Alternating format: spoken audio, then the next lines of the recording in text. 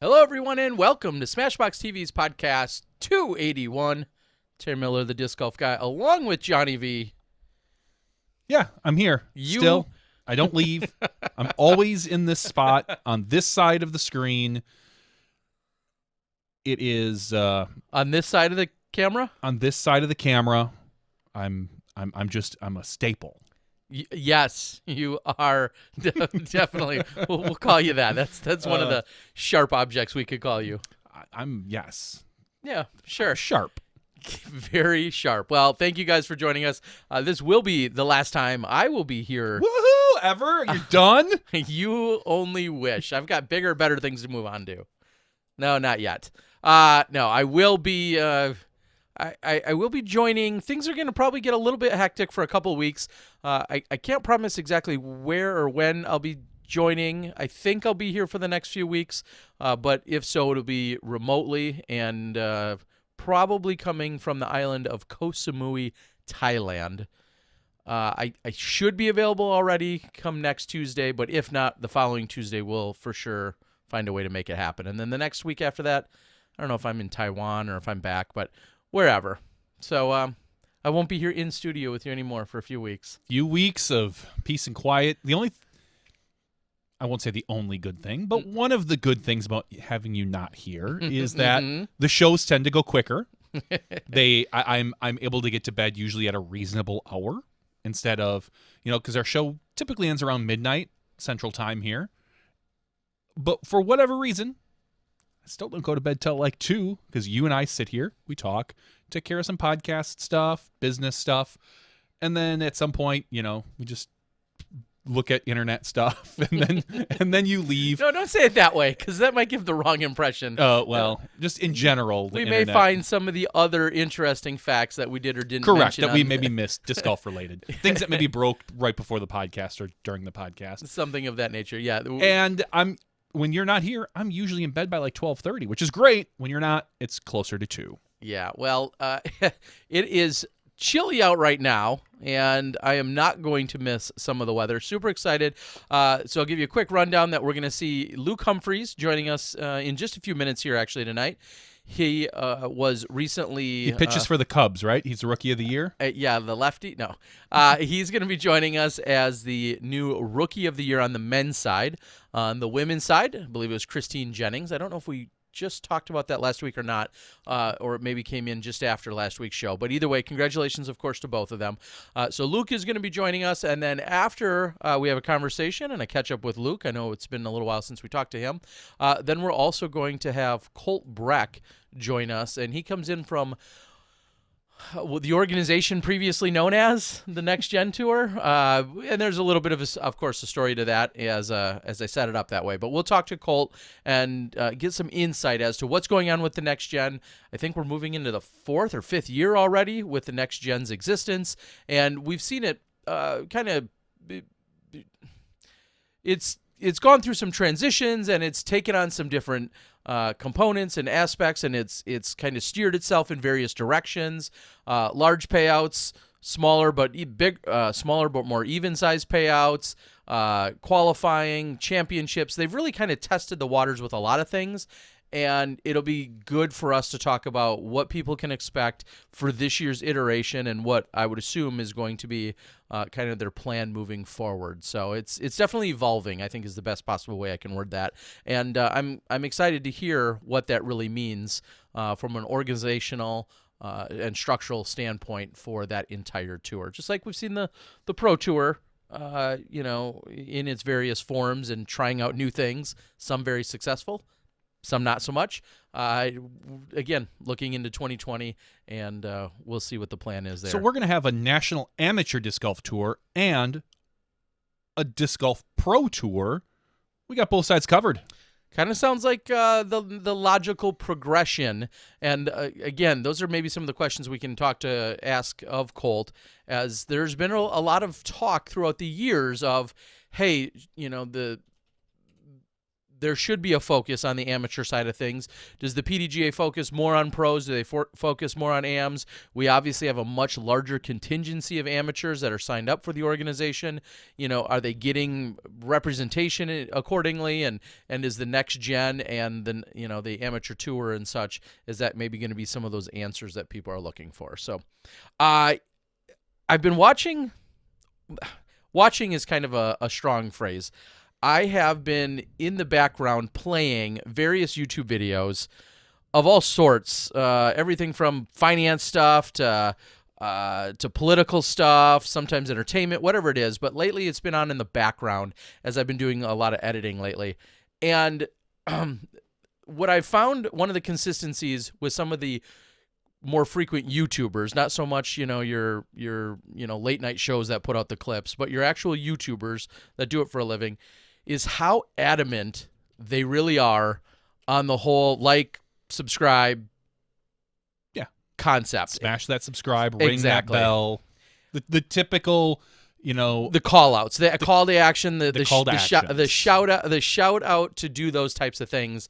And then I started doing a little bit more research about the algorithms and what YouTube actually means, and what I've watched some YouTube creator series where they talk about what that means for individuals.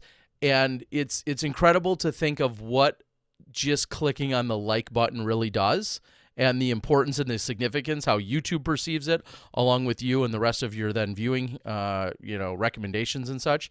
So that's a long-winded of saying, press the like button. I know some people really graciously say that within our chat board from time to time, but it is actually really imperative. It's really important that you do it. It really helps with the discovery of the channel, bringing more people in, and also with a lot of the other analytics that go on behind the scenes with YouTube. So, press the like button. That's my most polite way to ask that. Press the like button, subscribe, ring the bell. Please sign up on our Patreon. And, of course, go out and subscribe to the podcast on whatever podcasting app you have.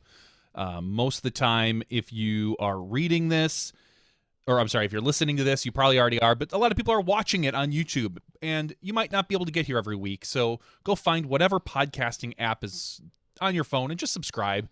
Even if you never happen to need it, the one time you do, we'll be there for you.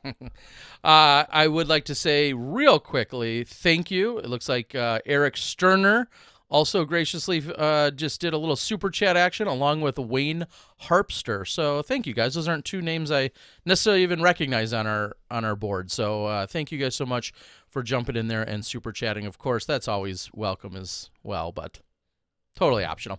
So real quick before we jump on the line here with Luke, I just want to say thank you. We had a lot of people really reach out to us, and we appreciate all of, whether it's an accolade or a criticism or a suggestion, whatever the case might be. We do get some feedback from time to time, but last week in particular, there was a lot of feedback that came back. Of feedback. And so thank you.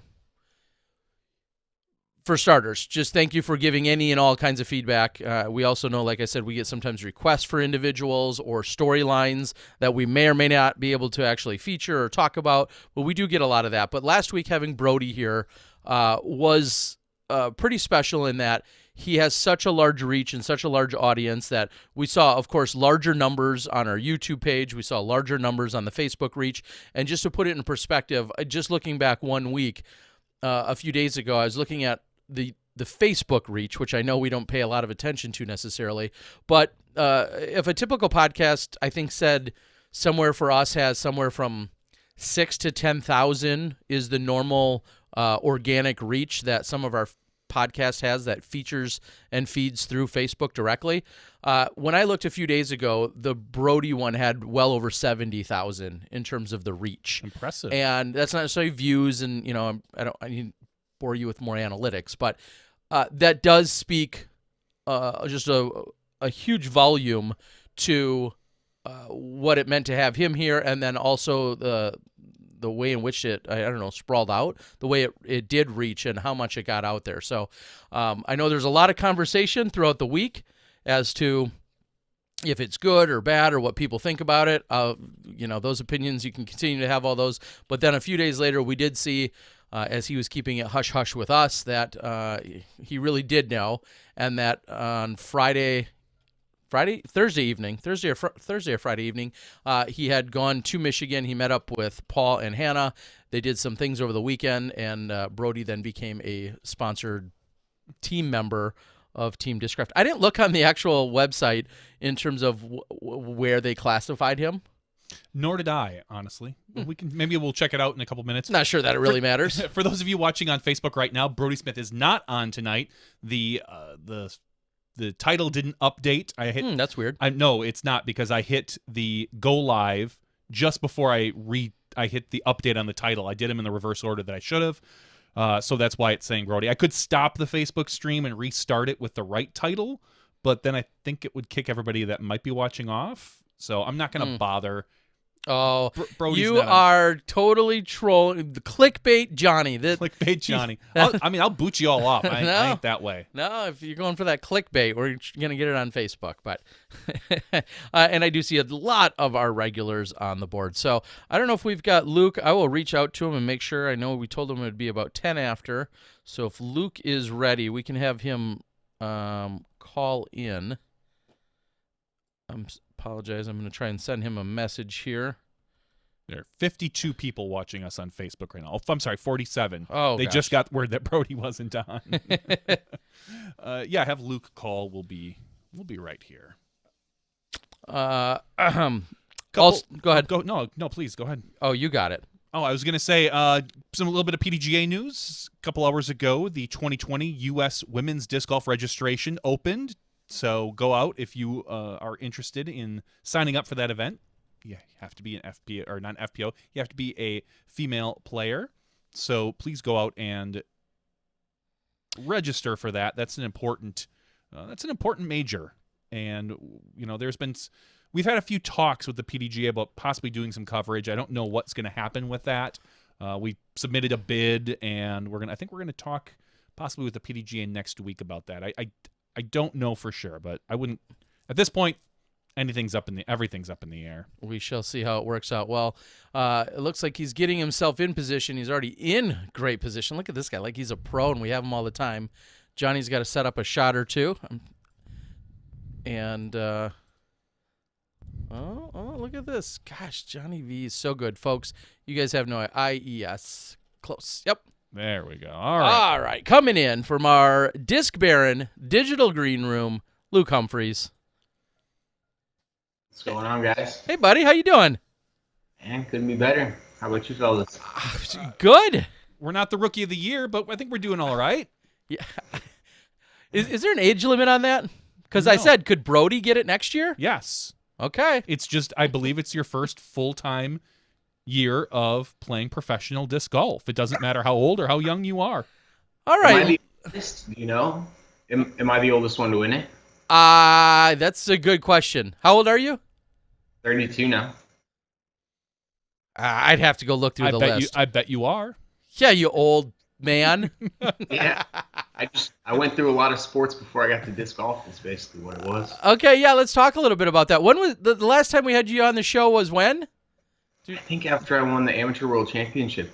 Okay, yeah, I was gonna say. I know it's been a little while.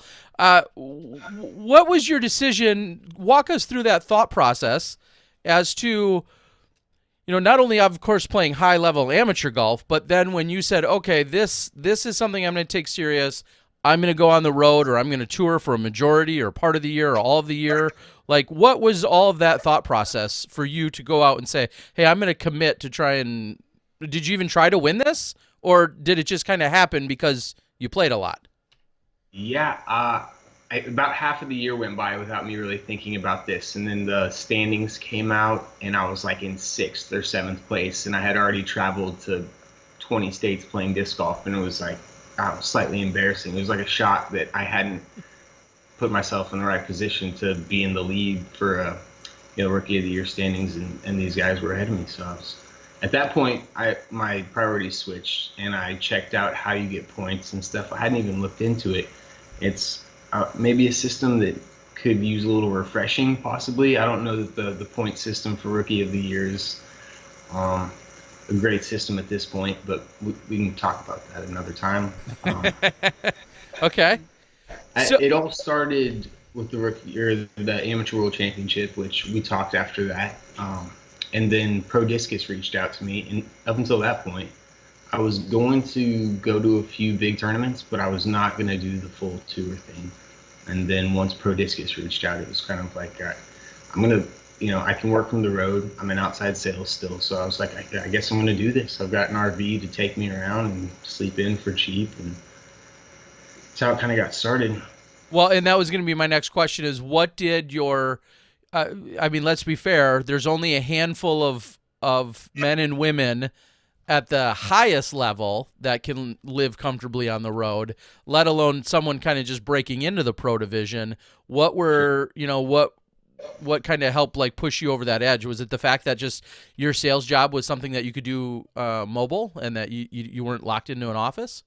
Yeah, that was for sure one of the keys. I wouldn't have been able to just sell plastic and play tournaments, I don't think, with that many new courses against just fields of guys that I'd never played against it. And people say, you've never played against somebody. It's not like playing against that person necessarily is hard, but when you're playing with Paul or Simon or Nate Sexton, he tossed me twice this year on tour, and it was just like a little intimidating to be with Nate Sexton. It's stuff that you get used to. It's not something that's normal to everybody. Now there's kids coming up that act like it's not a big thing. But playing with those players is intimidating, and there was a learning curve for sure. So real quickly, just to set the stage a little bit, as I did a quick Google search, and I did come across PDGA.com Player and Rookie of the Year. Can we talk a little bit about what I'm seeing here? And I think that points come in from PDGA US Major Finish, as in Pro Worlds, USDGC, or USW DGC. National Tour finish and international major finishes. It's the top 10 places in the national tour event. Okay, and then A tier, top 10 places as well is where you can earn points. Is that right? Or top 5? Top 5, yep. Okay, yeah, top 5 at. And then you can only win a B tier. If you win a B tier, you get, I think it's like 5 points. Yep. And if you get 10th place at a national tour event, you get 1 point. I think. Okay. It says so. I've got to beat like Ricky and Eagle and Barsby. Like you got to beat so many people at a national tour event just to get 1 point for getting 10th place. I got 9th place at the Hall of Fame Classic, and I think I got less points than if I had won a local B tier with no 1,000 rated players in it. Okay. It doesn't make much sense to me.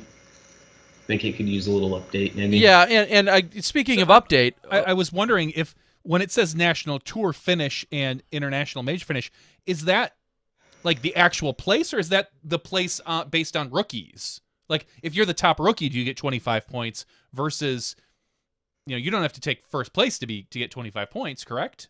Yeah, you do. Yeah. What? That's like actual. Yeah, it's crazy to think about. And dumbest thing I've ever heard.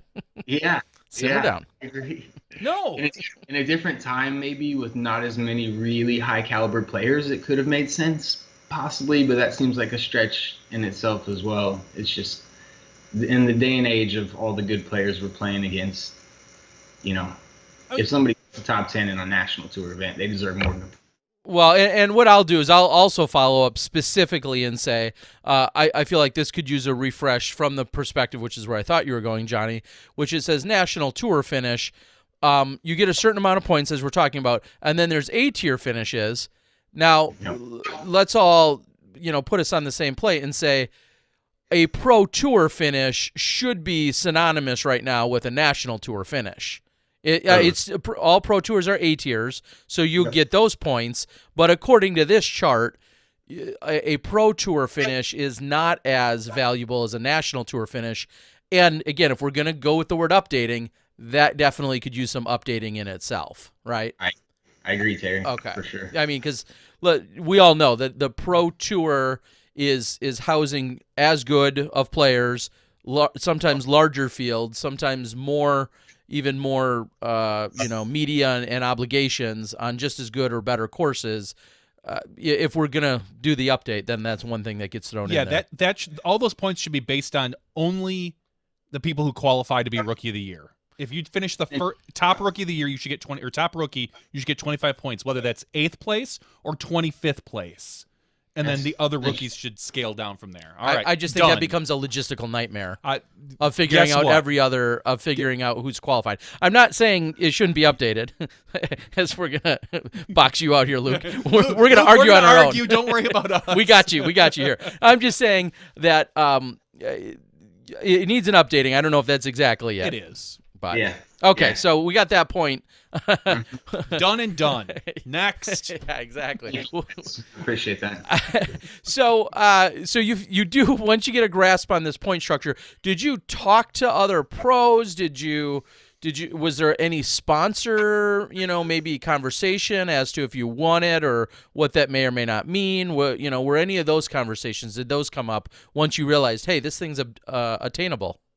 Yeah, I started to, as I said, figure out the point system, talk to the people around me about the point system, which were like James Conrad and Nate Perkins, kind of talking to them, and they voiced the same opinion that I had, that it's a pretty broken system. If I can tie James Conrad at a national tour event, I definitely deserve more points than beating the local guys down at the Muni or whatever it is. Mm-hmm. So, I got reiteration from them, and then basically it was on me. I needed to play better golf. I hadn't gotten a top 10 at a pro tour or a national tour event to that point, and I played a bunch of new courses, and that was part of the struggle out there. When I got back to Texas is when I won the A tier, the VPO, and ended up getting like 15 points, I believe is what you win for an A tier, and that was the margin I clinched it by, essentially. So it was once I got back to a familiar course that I really, So,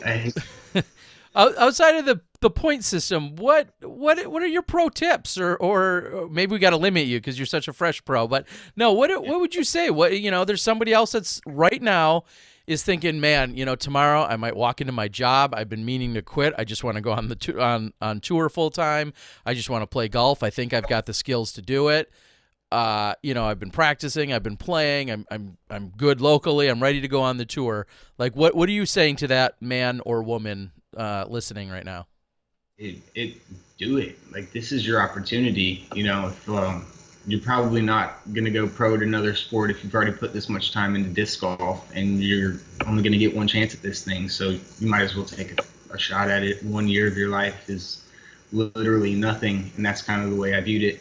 If things didn't work out, which I never thought that they wouldn't, but if they didn't, I was going to be fine. I could go back to my job in Texas and, sell packaging happily, knowing that I had tried at least to compete with the best players in something. And, you'll always regret it probably if you don't. Yeah. There will always be work. A year later, there will always be work and other obligations. So if you can find any way to do it, I definitely like that. What would you say you learned? I mean, that's a great tip, but what would you say you really learned about being out on the road for this year?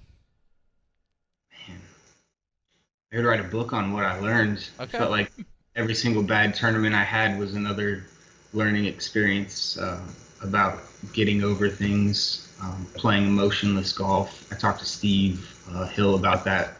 And that was probably the most influential thing I learned, was just to not care so much about every single shot.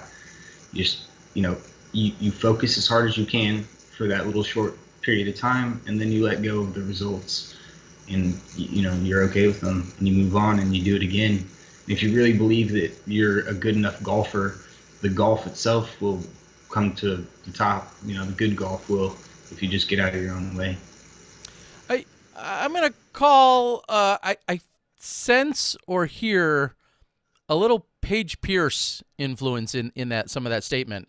I feel like I've heard her say, and there's no probably better person to learn from, but I feel like I've heard her kind of say, you need to really focus for that short period of time, and then after that, you need to relax till you get to your next shot. And I think of Paige, fellow Texan, were there some of the kind of groups you mentioned, Nate and James? There were kind of some, I hate to use the word clique in a bad way, but there were kind of some groups or cliques you kind of rolled with this year, wasn't there? Yeah. Yeah, it's definitely not in the high school clique. Exactly. Yeah, I don't mean it in a negative way, but there were little pockets of people that I saw you, surrounded by. Paige was one of them for sure. She's an incredible competitor and athlete, and I learned all kinds of stuff from Paige this year. Like Alyssa doesn't play, but Alyssa's got a bunch of help for anybody willing to listen as well. Peter McBride, Dustin, Zoe. Yep. But it's a real big family. I've heard Paige talk about that just on that SmashBoxx that you guys did in November. That there's the manufacturers, but everybody's friends out there. There's not people that you dislike or people that you're not trying to hang out with. We're all happy to see each other when we see each other. It's and help each other at the end of the day. Well, I think back to one of my favorite memories of the year was a handful of us. I came up late to the party, so to speak, but a handful of us around the poker table at Maple Hill. And I'm not going to say I took your money. I don't think I did.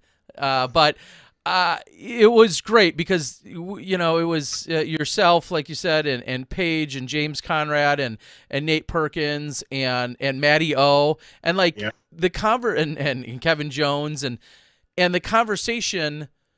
There was almost no golf conversation. It was about where are you guys going fishing tomorrow, or where you just caught something.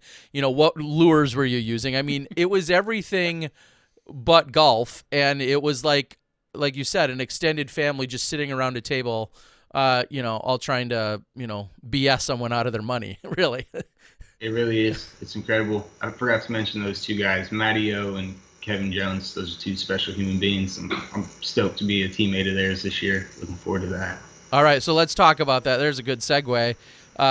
Now with Prodigy, and how did that relationship? Was it the people? Was it just a deal and a bargain that you couldn't pass up when an offer came along, or you pursue them, or how did that unfold? Yeah, there was after the VPO, I got a little traction with Latitude. And then I reached out to Prodigy, talked to Charlie Cavalier a few times, but then we got to speak in person at the NextGen finals in Austin. He was there helping Dave out, and he and I sat down and kind of talked about what it would look like. And the people at Prodigy I love right off the bat. I spent some time with them in Portland, and from Seppo Paiu down to the two I've mentioned. And I don't know Chris Dickerson much, but Charlie Cavalier is a special person too, and I think that his influence in Prodigy is definitely helping him. It's been a benefit, and I see big things for Prodigy. I like the plastic. Like you said, the people, they're doing big things in the commentating gigs for this year as well. They're going places. It feels like they're not just settled in their ways, looking to push the envelope. I think that's I was gonna say, I think that's important in a manufacturer, especially someone from your perspective is looking at a manufacturer and saying, not just what can they give me now, but where are they going in 3 years, in 5 years? If they can tell you that, I think that's really important. Yeah, I agree, John. Yeah. So in talking to them, you obviously must have discussed your tour plans, your schedule, things on and off the course. I would have to assume are part of that conversation. What does 2020 look like for you? Well, I'm not in a green and black RV. Luckily, I bought a van actually yesterday, and it's in the shop getting a few tweaks and stuff done. But then I'm headed down to Arkansas to convert it with a friend, and then it'll be wrapped at some point with Prodigy Wrap, and it'll be my tour vehicle. So I'm looking forward to having a little bit of smaller space. Just didn't need all that last year, and better fuel economy, and a place that I can sell discs out of. I'm going to be an authorized vendor for Prodigy Disc Golf this year, so I'll be setting up at most of the big events, seeing the fans and saying hey to people, and also selling some good plastic.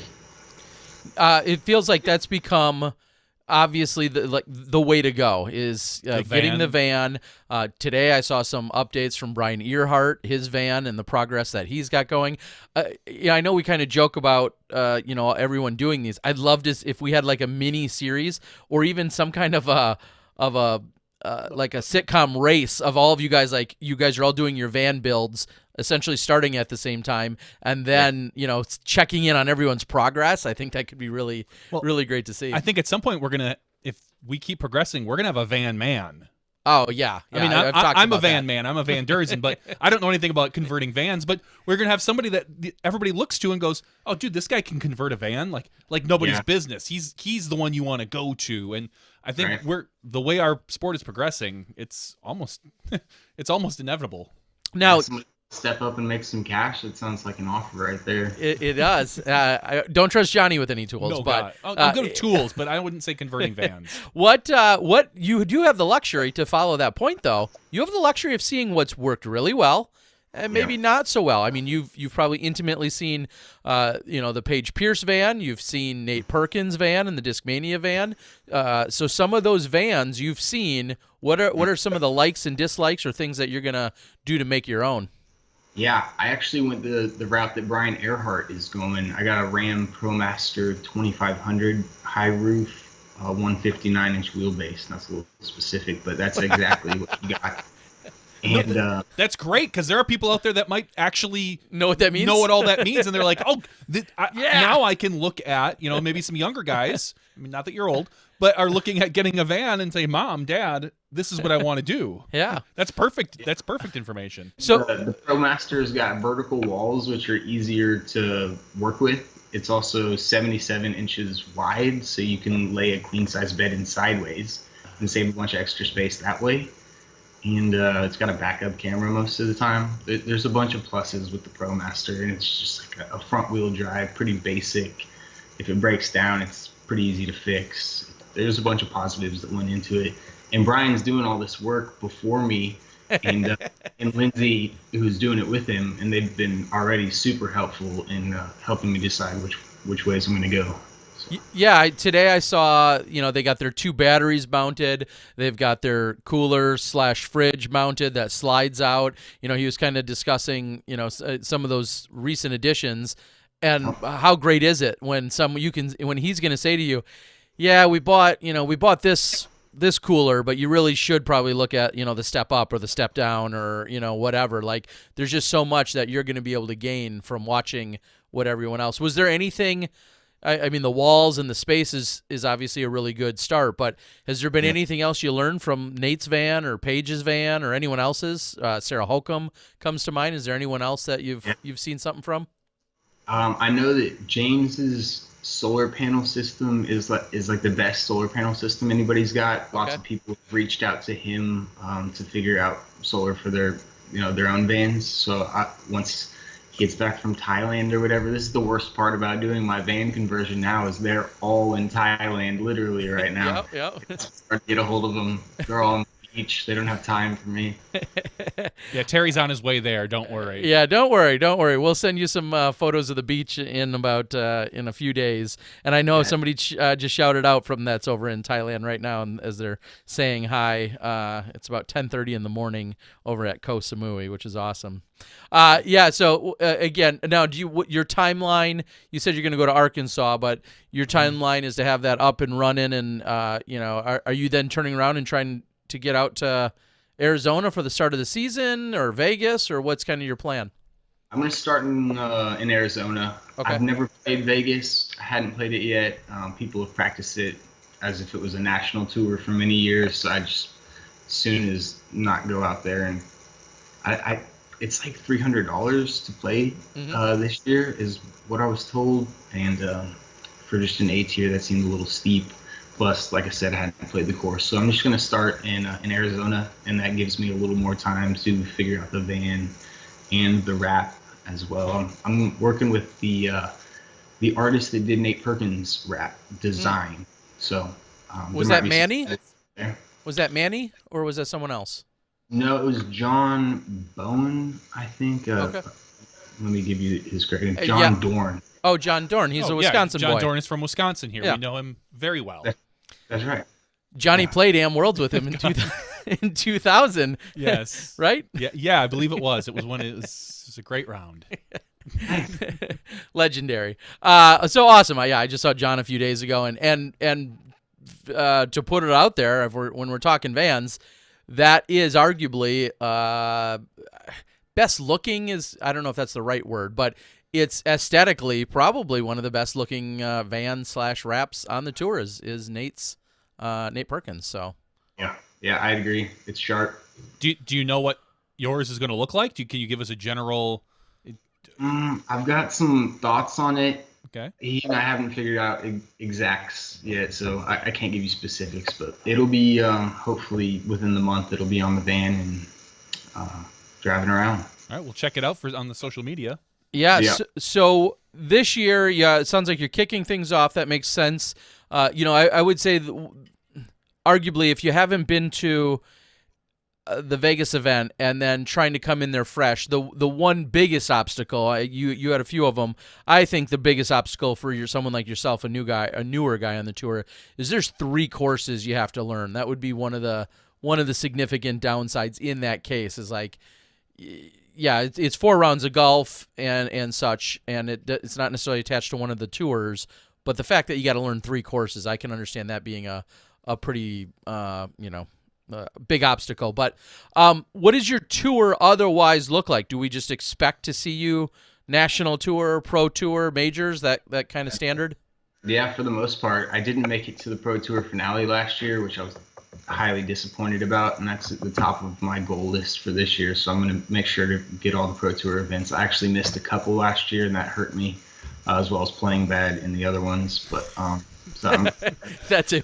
But between those two things, those two didn't go well, but it'll go differently this year. I'm quite certain. I mean, come on, you got to earn yourself a Pro Tour card. Yeah. Right? Get yourself a baseball card, which I love. You got to earn those, and those should be coming out pretty soon. This year's, that'll be good. I'm excited. Awesome. Anything off the beaten path? I mean, I could probably almost recite your entire year then, but you must be sprinkling in something off the beaten path, whether it's a new event or a week off to go fish or hunt or go do something else crazy. Like, is there anything else that's maybe somewhat unexpected? I plan on going to Europe again. I don't know if that's expected, but that's probably a beaten path. Off the beaten path, I'd like to spend some more time in North Dakota this year. I found this lake that was kind of in the middle of nowhere that had a bunch of petrified wood and like fluorescent agates, and I'm a big mineral head, so getting out and finding some rocks will definitely be something I do at some points this year. I think 42 states last year, and I dug rocks in like 20 something of them, so I got to keep that going.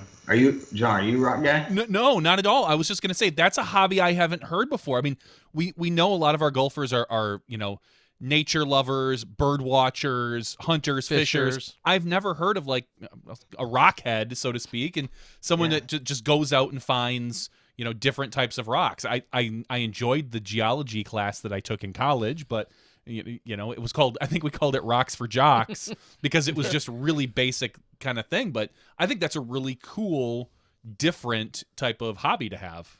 Yeah, I'm not going to say that I'm the one that got him into it, but Madison Walker and Calvin Heinberg got pretty into finding rocks as well this year. They hit this spot in Oregon where they have thunder eggs, and they got some incredible specimens from there. We dug rocks in Illinois with like Tina and Matt Bell. Matt Bell is real into it with me as well. We hit a bunch of different places. And, Perkins has gotten super into it as well. So that's awesome. It's a fun thing to do, and sometimes you're finding really valuable material too. Well, of course, the entrepreneur in myself that was my next question. Is there a side hustle of selling them? Do you just collect them? Are you going to put them in a case for your man cave someday? Like, what do you do with these when you come across them?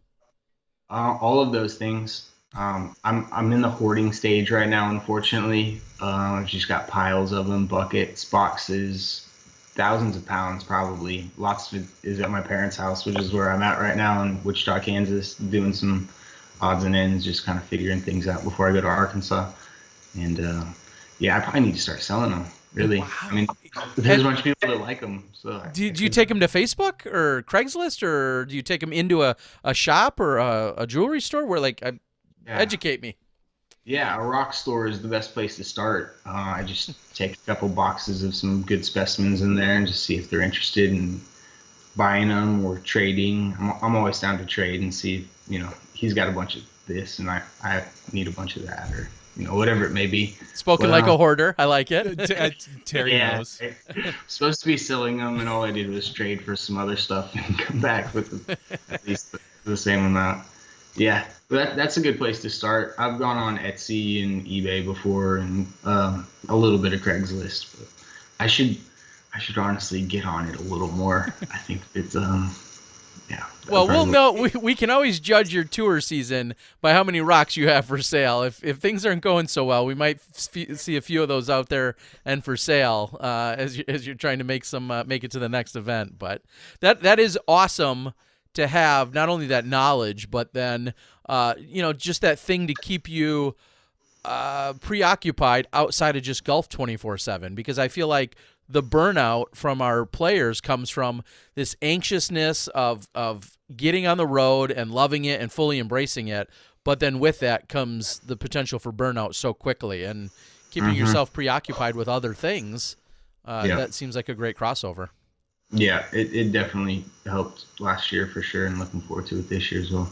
So now I've got so many other rock-related questions, which I never thought I'd say. What's your most valuable one, though? I've got a rock that's probably worth the house payment. Somewhere around $20,000. Oh, like not a mortgage payment, like a house payment. Yeah, you could buy a cheap house in the right state. Yeah, you literally could. Wow. Okay. It's like a 45-pound quartz crystal cluster with black phantoms in the inside of it from Arkansas.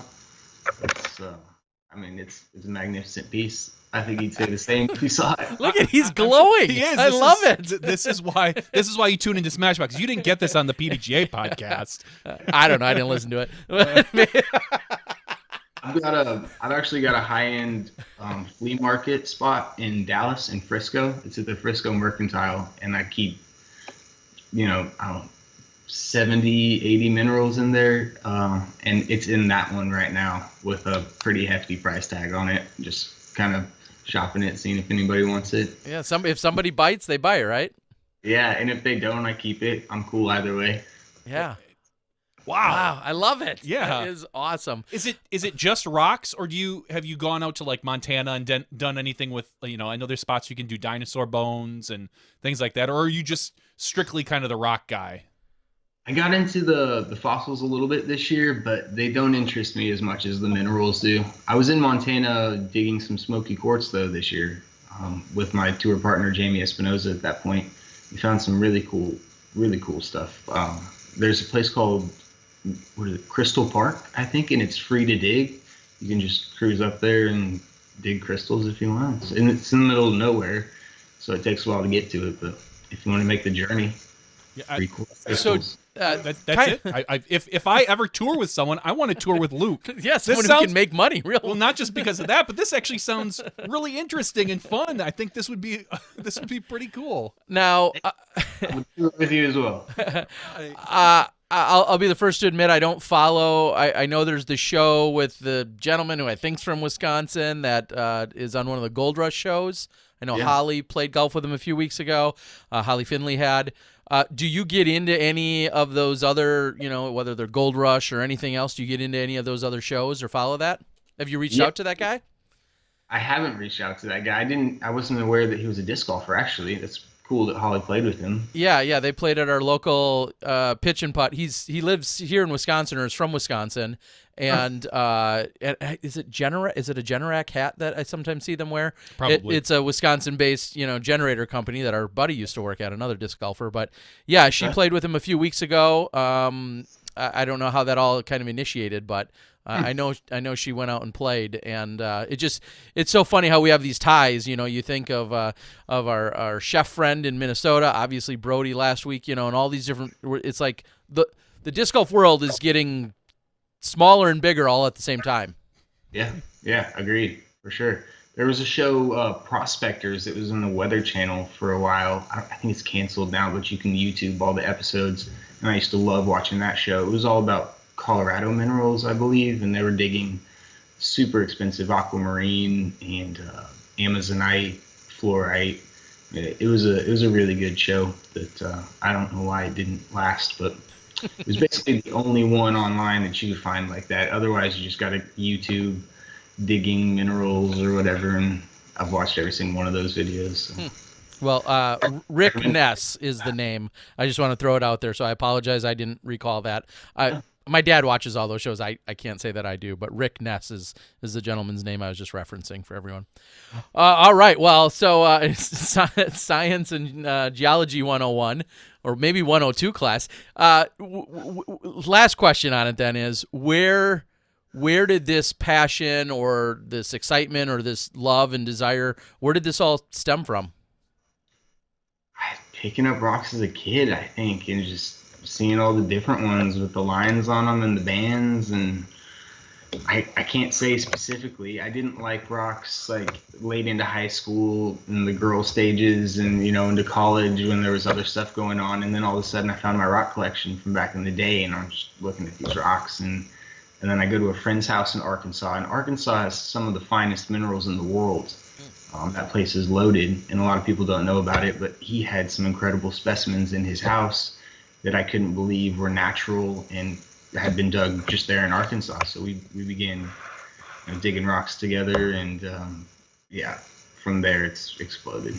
That was only, that was probably only 6 or 7 years ago. So I've really just gotten back into it hard lately, but good grief. When I was deciding if I wanted to go pro at disc golf, it was like, do I want to stop digging so many rocks because it's going to take over the rock digging? So I had to put that on the back burner a bit. Well, I'll be the first to say, I think that, just like when people talk about fishing or doing other geocaching or whatever side hobbies or the hobbies that disc golfers have, when it brings that element in for you, everywhere you go, I'm sure you have something that could pique your interest about that particular, park that you want to go to, or this given area or whatever. It just seems like it's a no-brainer that will always, can keep you preoccupied, I guess, as I alluded to earlier. That's awesome. Yeah, exactly. You're right. All right. So it's just funny where that, I feel like that can segue so many different places. But what else are we? Is there anything else we're missing for 2020? I mean, you get this award. Prodigy obviously is supporting and sponsoring you. We've got your touring plan pretty much under control here. Anything that we're missing for 2020? Is there any other nuggets of information we should know? Hey-o. I've got a Rookie of the Year disc dropping. Okay. Thursday. I guess that's a little shameless plug. I actually have a picture of the design. I don't know if you guys would. Yeah, put it up on the screen. We'll take a look at it. We're here for shameless plugs. That's what we're here for. Trust me. That's why we have everybody here. Nice. All right. On some sick, swirly Prodigy plastic here shortly. So. Okay, and then we'd be remiss if we didn't ask, what do you find you're bagging and you're throwing? Give us maybe your top 2 or 3 most go-to discs in the Prodigy lineup.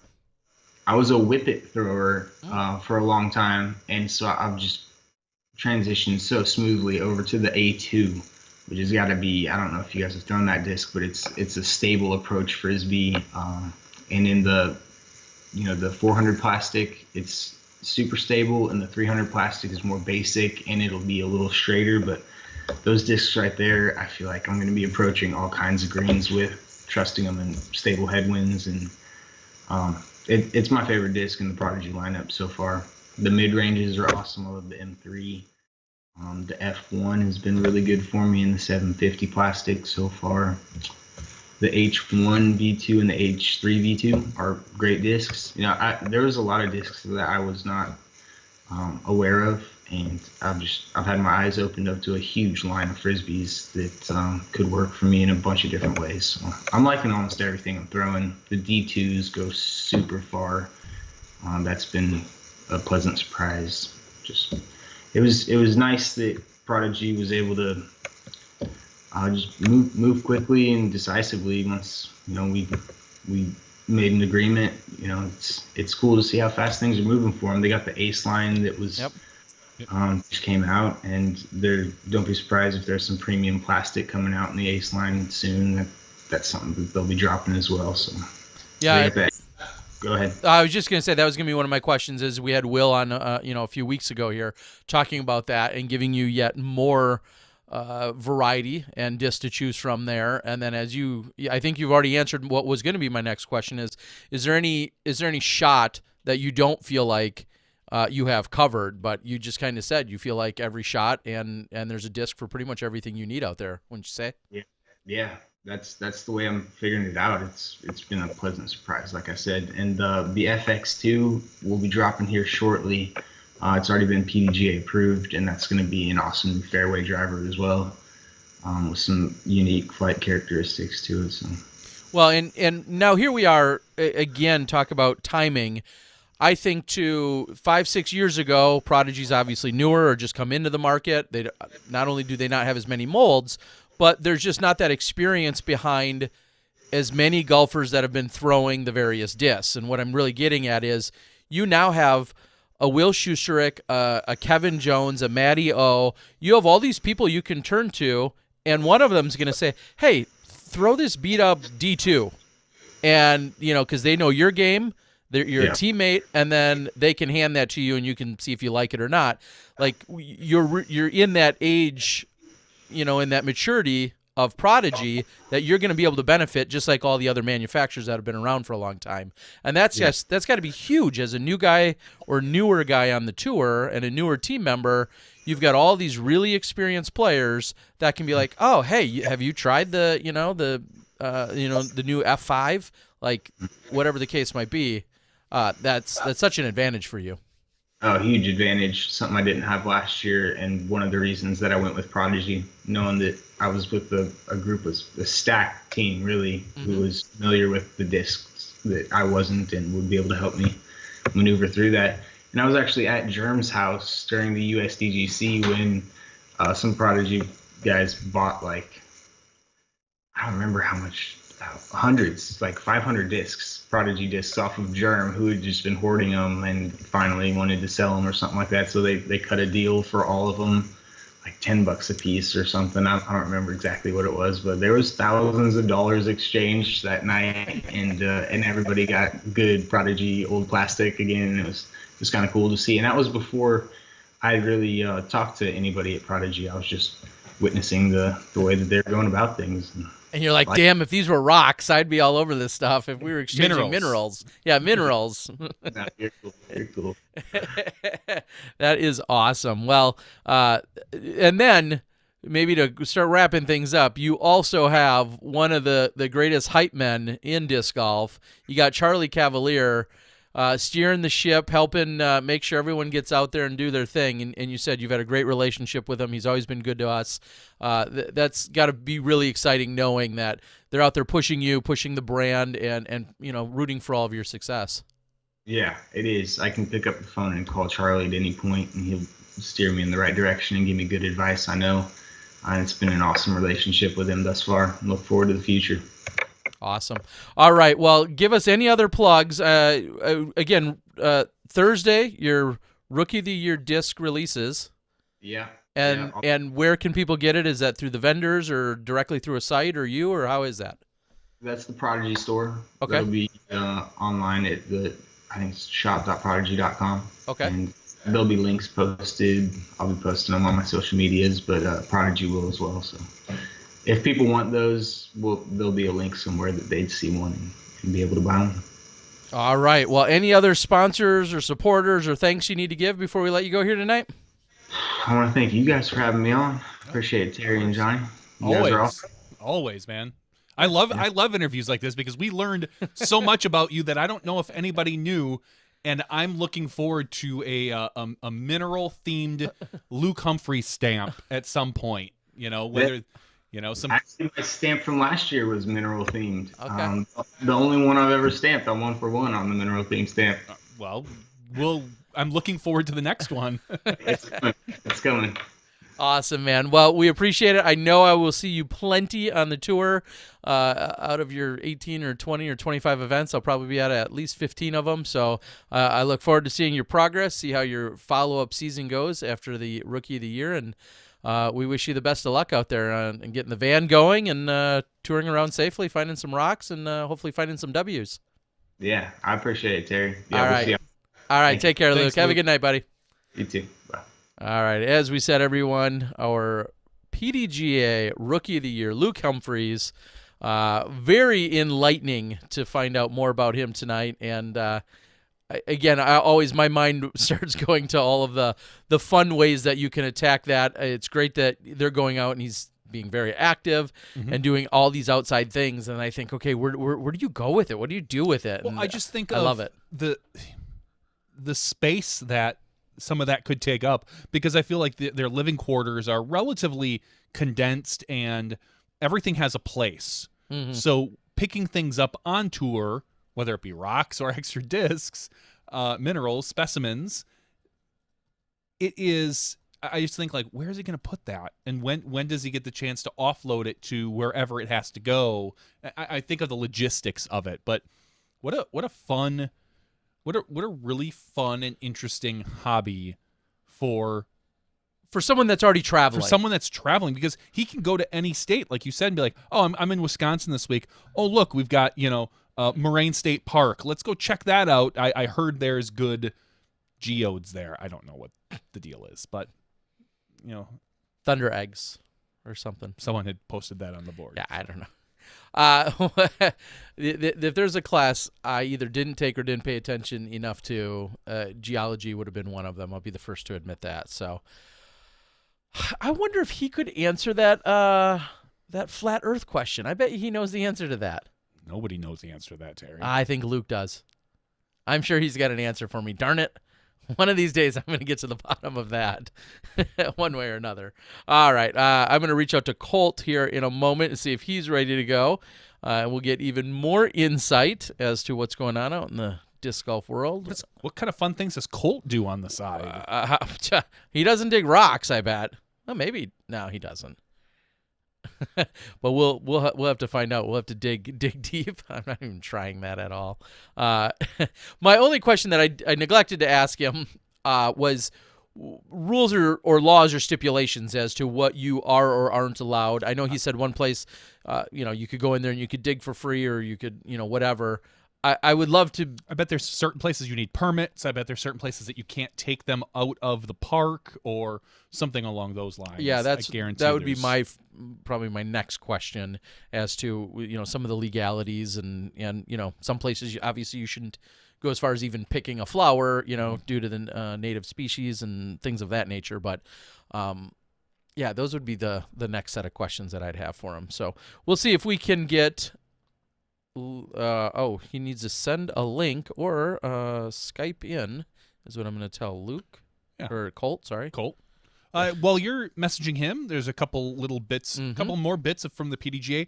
I noticed that there are 5 new discs that were approved by the PDGA, all from a company called XCOM Discs, which I had never heard of. The XPT 1, 2, 3, 4, and 5. A putter, 2 mid-ranges, and a driver. And every time there is a new manufacturer, I just find it's interesting. And I don't know if this is an offshoot of one of our current manufacturers or if this is a brand new manufacturer, but they have 5 PDGA discs that are approved. So go ahead and go check those out. I'd be curious to know if anyone out on the board, because believe it or not, Johnny and I are clueless on this. If anyone knows any details about XCOM. XCOM. This is clearly not a paid advertisement for XCOM, but if you would like to sponsor our show, we could learn more. But I do not know anything about that company. Now, did you just show a picture a moment ago? I just brought a picture up on my side. I haven't seen anything, though. They've got the globefish, the dolphin, the grampus, the sailfish, and the volador, which it seems to be all water-related fish. It seems like they've got a fish theme, as opposed to air-related fish because a dolphin isn't a fish. So it's really water creature type thing. So, yeah, water animals. So that's it. So that's XCOM. The other thing I wanted to talk about, and it's something we've been neglecting for like 2 weeks, and we just keep forgetting about it. Friend of the show, Scott Stokely, his book was released back on January 6th, and I feel really bad that we forgot to mention it, like the time it was released, and then we forgot to mention it last week. I feel like we mentioned it, but maybe we didn't elaborate. I don't think we actually mentioned that it was released. Okay. We had Scott on. Bestseller, bro. Get on it. It was like the number one under golf autobiographies. Okay. So it's a fine line. It's a fine point. That's not the same as the New York Times bestseller list. Just barely missed it, I heard. Okay. But anyway, Growing Up Disc Golf by Scott Stokely. It is out on Kindle for $9.99. It is on Amazon paperback for $19.99. You can go out there and get yourself a copy. I will probably order this tomorrow at some point just because I've been keep putting it off. So Scott Stokely, Growing Up Disc Golf, available now at all your fine Amazon retailers. Yeah, and you should click on it real quick for me and see what we're looking at. If you were to order it, what is it? Can we get a next day ship by chance? It is Prime. It is Prime. Okay. Delivery by Thursday because it's so late on Ooh, Tuesday. order in the next 4 hours. Well, if we get done, remind me because I will order it as well. If we get done in 4 hours. Yeah, I would like to take a copy with me as I have like 20 hours of flying to do in the next couple of days. So it'd be great. Do you have a Kindle? You could always Kindle that.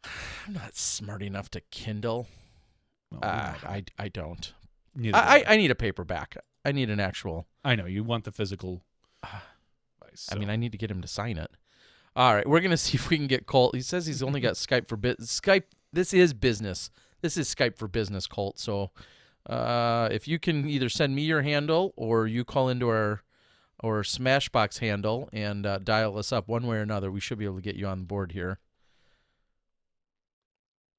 Okay, so as you mentioned, so I apologize. I'm gonna go back and ask, does anyone know anything about that XCOM company? Is what I would like to know. As we're getting a little spam also coming in on our chat board at the moment. And then also people are asking if they've read the book. I know Scott right now is on a tour. He's traveling around. The last I saw him, I thought, was in Texas. Yeah, he was in Texas as recently as last night. So he's traveling around, kind of just hit the road. I don't know if he's got copies of his books or if he's doing autograph sessions or if he's just doing meet and greets. I'm not exactly sure what his tour consists of right now. I think we'll probably catch up with him sometime soon. And find out. But I know he is out and on the road doing his version of a book tour, whatever that might consist of. Also, looks like Colt says he is trying. Yeah, just have him sign in. I see he's probably got. Oh, look! Oh, can you hit the call button? We'll see if we can call him. Maybe he's not sure what he's doing. I don't know if you can hit the. I can. That call button, the button with the video call? Yeah, why don't you try that? I would, but it doesn't look like he's logged in. Oh, that's interesting. Unless it just doesn't show because we're not friends on Skype. Things could get really weird. Just get a little awkward. One way or another. Yeah. All right. Well, we'll just hang out here. There's also some conversation I know on the chat board right now. People talking about if there was. I feel like that was a spoof that we saw Logan Paul playing disc golf. Is that what somebody is mentioning on our chat board right now? Yeah, Disc Golf Nerds said. I thought somebody put that together as a spoof, honestly. But maybe there was some truth to that. I was under the impression that was someone having a funny. I hope it was someone having a funny person. All right. It sounds like in the background somewhere I hear Colt as he is dialed in, so we can hear him, and we're looks like we've got visual. Houston, we have visual. I don't think that's an official thing. Yep, looks like you got it. All right. And now, after a little bit of work, we made it work. Coming in from our Disc Baron Digital Green Room, Colt Breck. How we doing tonight, buddy? Oh, hey, how's it going? Good to see you guys. Going great. That easy. Just a few clicks. We'll walk you through it. Yeah. This is why we don't bother testing ahead of time. It's so much more. It's more F exciting. it, we'll do it live. It's more exciting. Welcome to the show. How you doing tonight? Doing great. I thought you were gonna send me a link or something. I was Oh, like, oh yeah, I'll just click on it and be good to go. But no, eh. I had to go through this other process. Yeah, sorry. We are stuck in 2014 when we started, which is usually Skype. Actually, no, Skype just usually works the best for us. Skype is more consistent with more of the people that use it. We do have an option where we can send you a link and you log into a web browser, but sometimes that isn't always 100% depending on what people are using. And if I have a little bit of time to work with people, like Dana's all set up so he can just log in whenever he wants.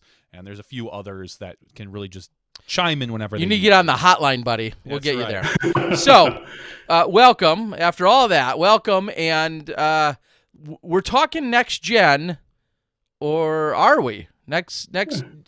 What's going on with next It's gen? the next gen of next gen. Yeah.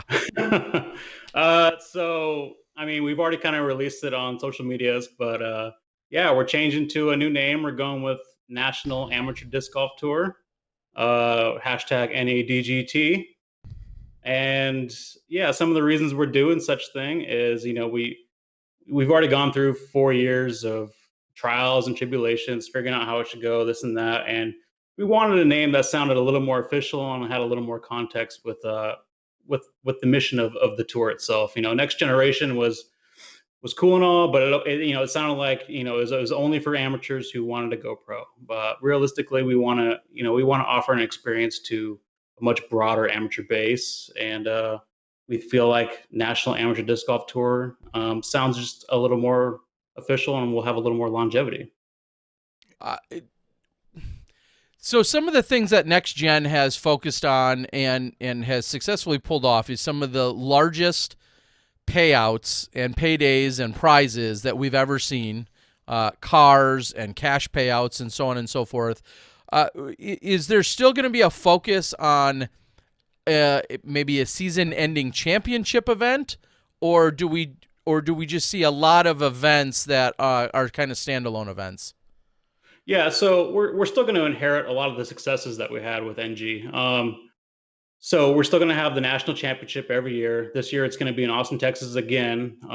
We're kind of on this 2-year program where the first time we went to Fountain Hills, now we're in Austin, and we're going to ride that out for a little bit and see how that goes. But yeah, we're trying to bring a little more consistency to the tour as well. So we've expanded the staff a little bit. Before, the only full-time person working this was really Dave and Cynthia, and with being over 150 to 200 events, it's pretty strenuous. I do this part-time on the side just to kind of help out along with a few other people. But we've brought in a few more people. We've added a board of directors. So that way, we're trying to avoid all these huge changes on the fly. We did that the first few years because we're trying to take feedback and give the players what they want, stuff like that. But no, yeah. So the tour should be very similar to what we had last year, with just a few minor tweaks. So, yeah, and as you talk about a board and you talk about expanding the overall manpower that's going to be, part of this, one might say it almost feels like a mini PDGA, or dare I say an alternate PDGA? I guess clarify it for someone who might come to some of those conclusions. Yeah, you can kind of think of it like that. It's a little bit more of an official kind of organization. We're not trying to go against the PDGA by any means. We work with the PDGA, and we're actually, our eligibility is all PDGA based. All of our events are still going to be PDGA sanctioned. We still look to the PDGA for their support and follow the guidelines that all disc golfers are already used to. So we're not trying to reinvent any kind of wheel, just provide a more organized and official platform for amateurs to compete. Well, Dave and Cynthia, like you said, have been the backbone and the driving force here, and then they've brought into people within their circle, you being one of them. But as they had an addition to their family, of course, recently, it almost seemed like it had to be an evolution to we'll say spread out some of the workload as they have now expanded their family by 33%. Yeah, for sure. I mean, maybe the tour outgrew the staff within the second year, really. I mean, the first year is when I competed actually, and there was only 12 events. And then the next year it went into like 120 events, and then the next year it went to like 150 events. The next year is almost 200 events. So just trying to keep up with that workload and that demand, it had to evolve. We had to bring in more people. We had to bring in more experienced people as well. You know, we try to get by with some people that can, you know, donate a little bit of time here and there, and you know, we kind of fumble the way through certain aspects here and there, but you know, overall we've gotten it this far. We've gotten it this point. You know, last year we gave out, you know, over $100,000 in cash and prizes at the national championship. We gave away 2 cars, so we're going in the right direction. We just, yeah, we had to bring in more support, and hopefully going forward as any DGT, we can provide consistency and be able to live up to the players' expectations as well as TDs. So, Well, it's obvious that as you guys were starting this off and it's continued to grow and expand year after year, some hurdles, obstacles, maybe even a few failures or trip ups or slip ups from time to time, they're all but inevitable. I mean, you could, maybe just generalize those all as growing pains. To put together where it started and now where you guys are going has been incredible. I guess my follow-up to that would be, where do we see the future? Does it continue just to grow and expand until we see 300, 400, 500 events? Or do you see kind of an end cap, but then, maybe supporting those individual events a little greater? Like what's kind of the end goal in maybe 5 or 10 years? I think we're kind of already peaking out around, 150 to 200 events as it is. I mean, there's trying to get, state coordinator approvals, and get weekends and get, time to even run events is already hard enough as it is. Everybody wants to be a TD nowadays. Everybody wants to run their own events. Everyone wants to put on a great event in their own local town. So, that's also kind of why we created this affiliate program where we try to partner up with events that are already successful and allow them to be a part of the tour without having to be exclusively, an NADGT or NG event or a premier event or whatever. And so I don't see it getting to like 500, 1,000 events a year. That would be crazy. I'd probably hang up my hat and do something else, but I can't imagine the logistics behind that many events would be ridiculous. Yeah. And it's hard enough, the position I'm in, I only do this part-time, but yet I'm supposed to corral, 80 to 100 TDs a year and make sure they have everything they need and everything in place so that they can run their event successfully. And that's already hard enough as it is. So anything more than that would just be too much. How much do you think maybe not just think, but how much are we going to see Dave and Cynthia in person, out on the tour or doing tour type stuff, or are they going to be a lot more of the behind the scenes from maybe even a distance? You'll see Dave still. You'll still see him at premier events here and there. He'll still be running events, where he lives locally. Right now he's in Georgia. He'll always be at the national championships. He'll always be in charge there, running everything. So, and, he'll still be doing like the podcast and talking about, he has his own little thing on Infinite going. But, one of the things was, he asked me to come on tonight to talk about it because he's like, everyone's tired of seeing me. Everyone's tired of hearing me praise NextGen or NADGT. We need some new voices to come in.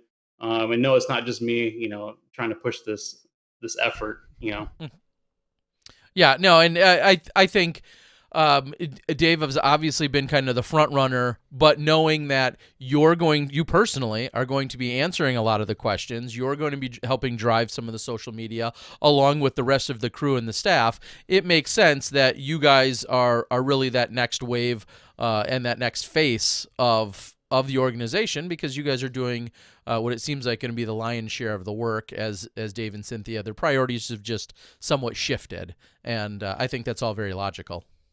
Yeah, absolutely. And we've brought in some really good people this year. We've brought in Neil Dombra, who was an eventual commissioner for the Ultimate Players Association. We have Kyle Mate, who is a prolific TD out of Colorado. We also have Jeff Hungerford, who's a PDGA senior committee guy, Larry Crouch, the owner of Pro Pool. So we're trying to bring in some successful people that, know how to run a business and an organization. And, that way we can make the right decisions. So going forward, but. So the first event I feel like is coming up pretty soon in Georgia. Yeah, it's Dave's event actually. Yeah, I was just thinking that. I remember seeing that on the schedule. Yeah, and it's not even like a small event. And, he's trying to put on a premier event for our first event, which is one of our larger events. Yeah, I'm not sure if he's doing B tier or A tier quite yet. I think it's actually an A tier at IDGC. So yeah, starting off with a bang. And then if people want to, and we're not quite wrapping it up, but if people want to follow along or know where they're going or see schedules and details and any changes, where are some of the best social media spots to go for that? So we've already switched over our Facebook, which used to be NextGen Disc Golf. Now it's National Amateur Disc Golf. We are working on building a new site. It's going to be nadgt.com, and it should be up and running by the beginning of February. And then if you're just looking for a straight up schedule, we have Disc Golf Scene Series events on Disc Golf Scene, and one for premieres and one for exclusives. So you can see what's already on the schedule as of now. We have about 50 to 60 events already on the schedule. But usually as every year goes, it usually keeps on increasing throughout the year. So it's not already set in stone. What you see isn't what you get. There will be more events adding on throughout the year. Before I ask my next question about how they get added, I accidentally typed in nagt.org, and I came to the National Association of Geoscience Teachers, and I feel like that's the previous guy. Yeah, exactly. That would be that's quite fitting. But so to follow up, though, when you're talking about that schedule and the ones that are available now, when people want to find out, what it takes to run an event or how to be a TD or what it means to be on the tour, where are they finding that information as well was my next follow-up. I mean, right now we've already established so many different TDs in so many different areas, and Dave personally reaches out to them one-on-one. So, but if you're new and you're looking to get into the tour, you can just send an email to, dave.felberg@nadgt.com or myself, Colt Breck, and we'll get you squared away. We have a whole pamphlet of information of what it takes to run one, what to expect, what your responsibilities, what we'll take care of. And we've actually changed that quite a bit this year. We're trying to take the workload off of the TD, so that we set up the registration page for them. We sanctioned the event for them. We're going to turn in the TD report for them. All they have to do is run it, accept the package, and upload the scores, and that's it. Last year we had a lot of growing pains trying to go through Infinite and this whole registration system that they have set up, but the system they had in place really wasn't tailored to what our needs were, and we were trying to do everything on the fly, and then that led to a lot of feedback, I should say, and that's why we went back to Disc Golf Scene this year, and it should be a lot more streamlined for the TD. Yeah, and I know Infinite has been a tremendous sponsor, but when it comes to the registration process for something that's so intricate, I feel like Disc Golf Scene has really become the easiest, most well-known and accessible place for people to get all those little intricacies. So I could understand that decision. The Next Gen Tour originally started out being very latitude-based and backed. Of course, they're a huge supporter, and I know you guys were very grateful for that. Then you guys kind of morphed into being a little bit more brand agnostic and welcomed more brands to it. So it wasn't just a latitude, the merchandise and situation. Now you guys have really kind of adopted that strategy, and you're moving forward with that, correct? That you're really supportive of a number of brands? Yes, absolutely. We plan on holding that same strategy going forward, indefinitely. And we've actually added 3 more brands this year in Pro Discus and DGA and Millennium. So, I mean, we're really trying to offer the players, any of their favorite brands they have, we want to have available for them for their players packs. So, yeah, and that was part of the feedback the very first year. Dave was with Latitude, and they supported him a lot in his endeavor and getting the tour, up and going, and we'll forever be grateful for them for that. And but yeah, with the growing comes change. So we've tried to adapt to our audience. So. Yeah, I think that's something that makes perfect sense. And like you're saying, if you're trying to have this thing blow up and expand, that inclusivity of having more brands and more people that get excited about all the different product offerings. And I still think you're going to find people dabble, from time to time. They may really prefer one brand, but when they win a CTP disc that might be from another brand, that might be their opportunity to finally go out and try it and experience it. So. That's great to see. Are there any other? I know this is big already, the changes, but is there any other maybe smaller changes that we want to make people aware of right now? So some other changes that are new and noteworthy are we are adding MA2 and MA50 to the national championship. So that brings in a whole another level of points throughout the season. People are going to be able to accumulate those points. And then, last year we had a lot of people from intermediate that wanted to go to the national championships, but, it wasn't really part of the tour's vision at the time. And, that was kind of, it goes along with the name change. Before it was Next Generation. So it was always like, oh, we want the new Kyle Kleins or the new Silas Schultz to come up and be pro. But now it's like, we just want to create a tour for most of the amateurs, maybe not everybody, but most of the amateurs. So now we have FA1, MA1, MA2, and then the Masters 40 and 50. So, and then, another big change, I shouldn't say big change, but accommodation we're going to make is, you have a lot of these, I would call them top MA1 players that are maybe like, 960 rated, but they accepted cash that one time. Mm-hmm. And so before eligibility, said that, well, you can't play because you're a professional, as classified by the PDGA. Well, we're going to follow this year the PDGA's true amateur structure. So if you're under 970 and it's an A tier or lower, even though if you've accepted cash, you're still eligible to play. So that's another big change that we're incorporating. And then the board is toying around with a possibility of another change to keep sandbaggers out from the beginning. Like we're toying around with this idea of, if you're over 1,000 rated in the beginning of the year, then you're ineligible. If you're 990 at the beginning of the year and then you go over, but you've already started competing in the NADGT, then that's fine. But that's just an idea we're toying around with. It's not official yet, but possibility. Yeah, and I can imagine some of those really specific nuances are so tough to address because you have these, these one-offs, and these conditions. Brody Smith, enters in his first tournament and shoots a pair of 980 rounds and accepts $29 as for a 7th place at this B tier. Like that technically makes him a professional if he accepts it, and then on top of it shoots a pair of 980 rounds. That's going to be his rating, and he's at that point in the eyes of the PDGA 100% a professional, which I can respect and appreciate. But that's also maybe based on just one event, and there's just so many different ways that some of that stuff can be interpreted. Wow. Words are easy. Interpret. Yeah, sure. We'll go with that.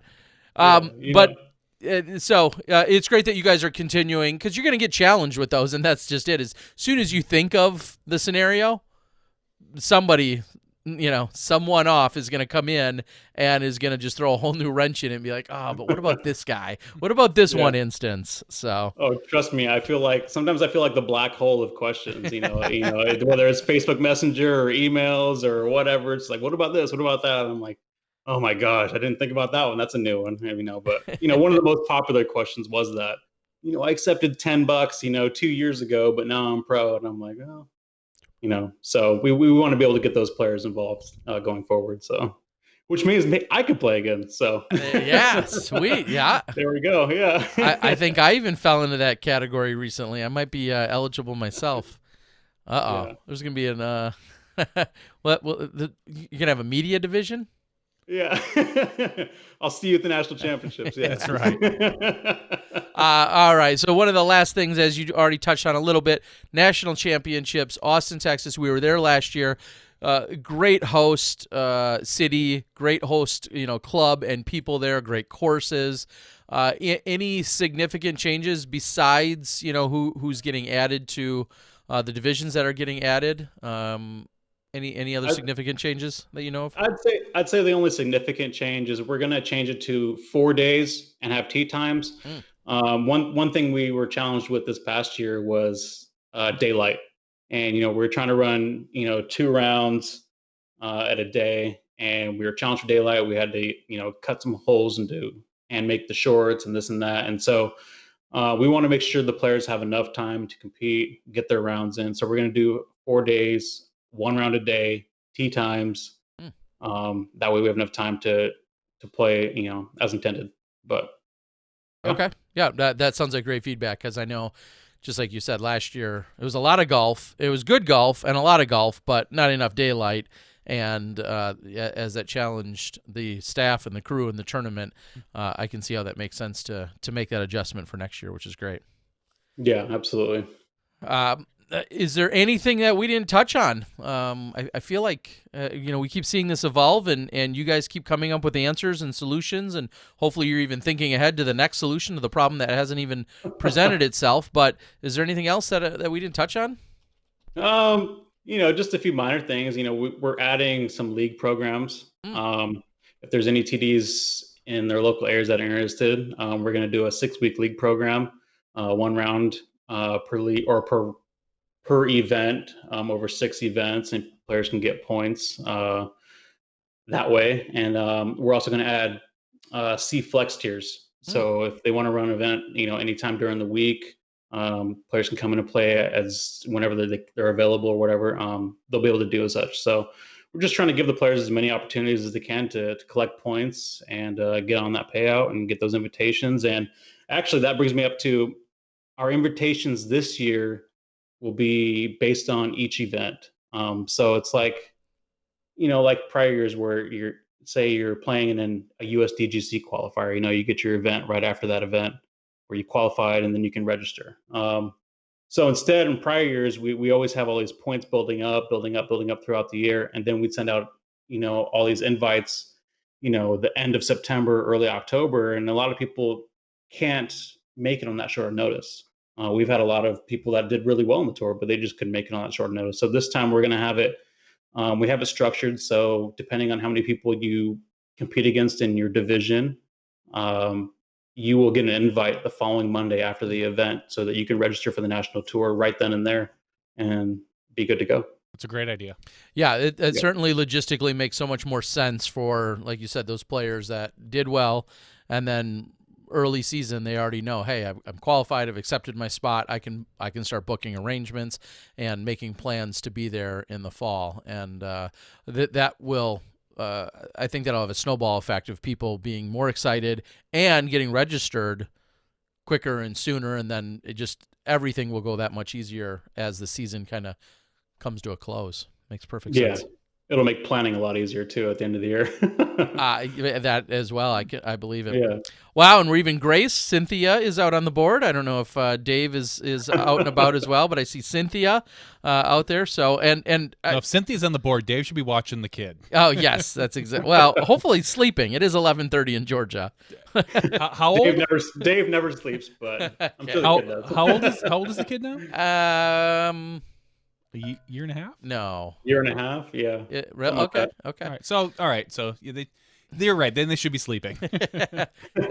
Cynthia's probably painting or making some amazing art or doing something in her spare time. All that spare time, I'm sure she has. I'm sure Dave's laying on the couch, Titanic style, and Cynthia's painting him. Stop right now. Stop. I'm done laughing. End this interview. We were asked to see your tattoo, and I don't know if I want to see anything from you now after that thought. Just wearing nothing but a Geo on his neck. Yeah. He's no Leo. That's anyway. Do you? What is the request coming off the board? Do you have a fresh tattoo? Is that what is that what I do not. No. Oh, okay. I don't know. Then you got some admirers on the board. I don't know.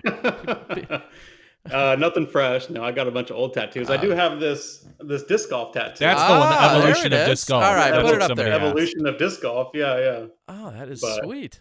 Okay. How long have you had that one? about 2 years now. I got it done when I was living in Savannah. Okay. Awesome. Dare I ask, even after those thoughts, anything else that we need to know before we let you go tonight, Colt? No, just thanks for having me on and let me provide some updates and keep doing what you're doing. It's some big shoes to fill after the Brody Smith one last week, but I enjoyed all of it. So Well, good. And we do feel like there was a natural progression, I guess you could say. I mean, Brody, all that excitement last week, and then to have someone like Luke join us, who's become Rookie of the Year. I mean, that would be a great honor for someone like Brody to earn, as he's stepping into serious golf, hopefully for the first time ever, and then tying it together with what you guys are providing, being the amateur tour. Like, it all does, believe it or not, I think it does make a little bit of sense. You can tie it together. Yeah. There's Yeah. yeah, do and that. and like Luke said, if it wasn't for being at the NG National Championship last year, talking to Charlie, talking to Kevin, who knows if he'd be with Prodigy now? Exactly. I mean, if you want to get sponsored, just show up in Texas at the end of the year, That's right. and they just hand out sponsorships willy-nilly to anyone. You show up with a rock, and somebody will put you on a team. I think that's maybe that sorry, mineral. All right. All right, Colt. Well, we do appreciate it. I hope everyone knows and realizes that really from the get-go, SmashBox has supported the NextGen cause. We like what you guys are doing. It's awesome. As guys that played amateur for a few years and then watched the evolution of the game into this morph into the pro-centric side that we are, we also always need to keep our eyes and help watch the next generation of players and amateurs all come up through the ranks, because we know those are who we're going to be talking about next. And with all of that being said, we love supporting what you guys are doing over there. And when you guys got big updates for us and breaking news, we will do anything we can to help you guys out and support it. Yeah, absolutely. Thank you guys for all the support, and we look forward to a long-lasting relationship with you guys. So, all right, yeah. For sure. Sounds good. All right, Colt. Have a good night. Thanks for joining Colt. us. All right, thanks. You too. See ya. All right, Colt Breck joining us and giving us some great updates. Like so many of us, I will be the first to put myself on the chopping block. We got to get out the jar for every time I accidentally say next gen when I'm referring to the the amateur tour instead. But I think you guys will know what I'm talking about, at least for a little while. I'll get it fixed. Maybe. No, you won't. No, I won't. Always just next gen. I mean, that means they did great with their branding. Now we have to undo it and go with amateur tour. But I do think a lot of people that say, well, there's the Professional Disc Golf Association, but they don't focus enough on amateurs. This is a place you can point them to and say, maybe align yourself here. Now, they're not taking on all amateur causes, all amateur divisions, they're not championing all amateur everything within disc golf, but it is a step in the direction of having that focal point and having that organization to look at as trying to elevate things on the amateur side. And I think back even Wisconsin at one point, a gentleman by the name of Jeff had said, he was all about amateur disc golf, and that was something he was actively promoting and pursuing. And that was 6, 8, 10 years ago. And because he felt like that was a void that existed in disc golf, and a lot of people have said it.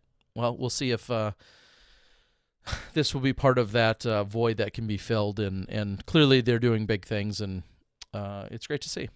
It is. It really, truly is. I'm excited for the AM side of our sport to become more professional.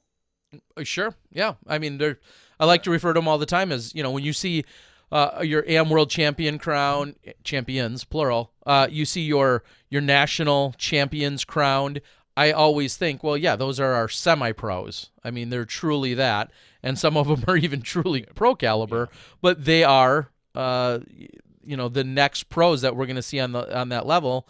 And I think about when we've seen people like an Anthony Barella perform so well in the amateur ranks that when he transitioned into the pro ranks, he already had a name for himself, and that's because you have to pay attention to what's happening on the amateur side. Same with the day, I think you and I were both there when Austin Turner was crowned under 16 junior world champion. I was there in Michigan, and now to go on to see when he's healthy, he's having a great career. So yeah, and I could give you dozens of other examples, but that's great to see. All right, as I look down the board, excited for you guys to give us some feedback, some information, give us some questions.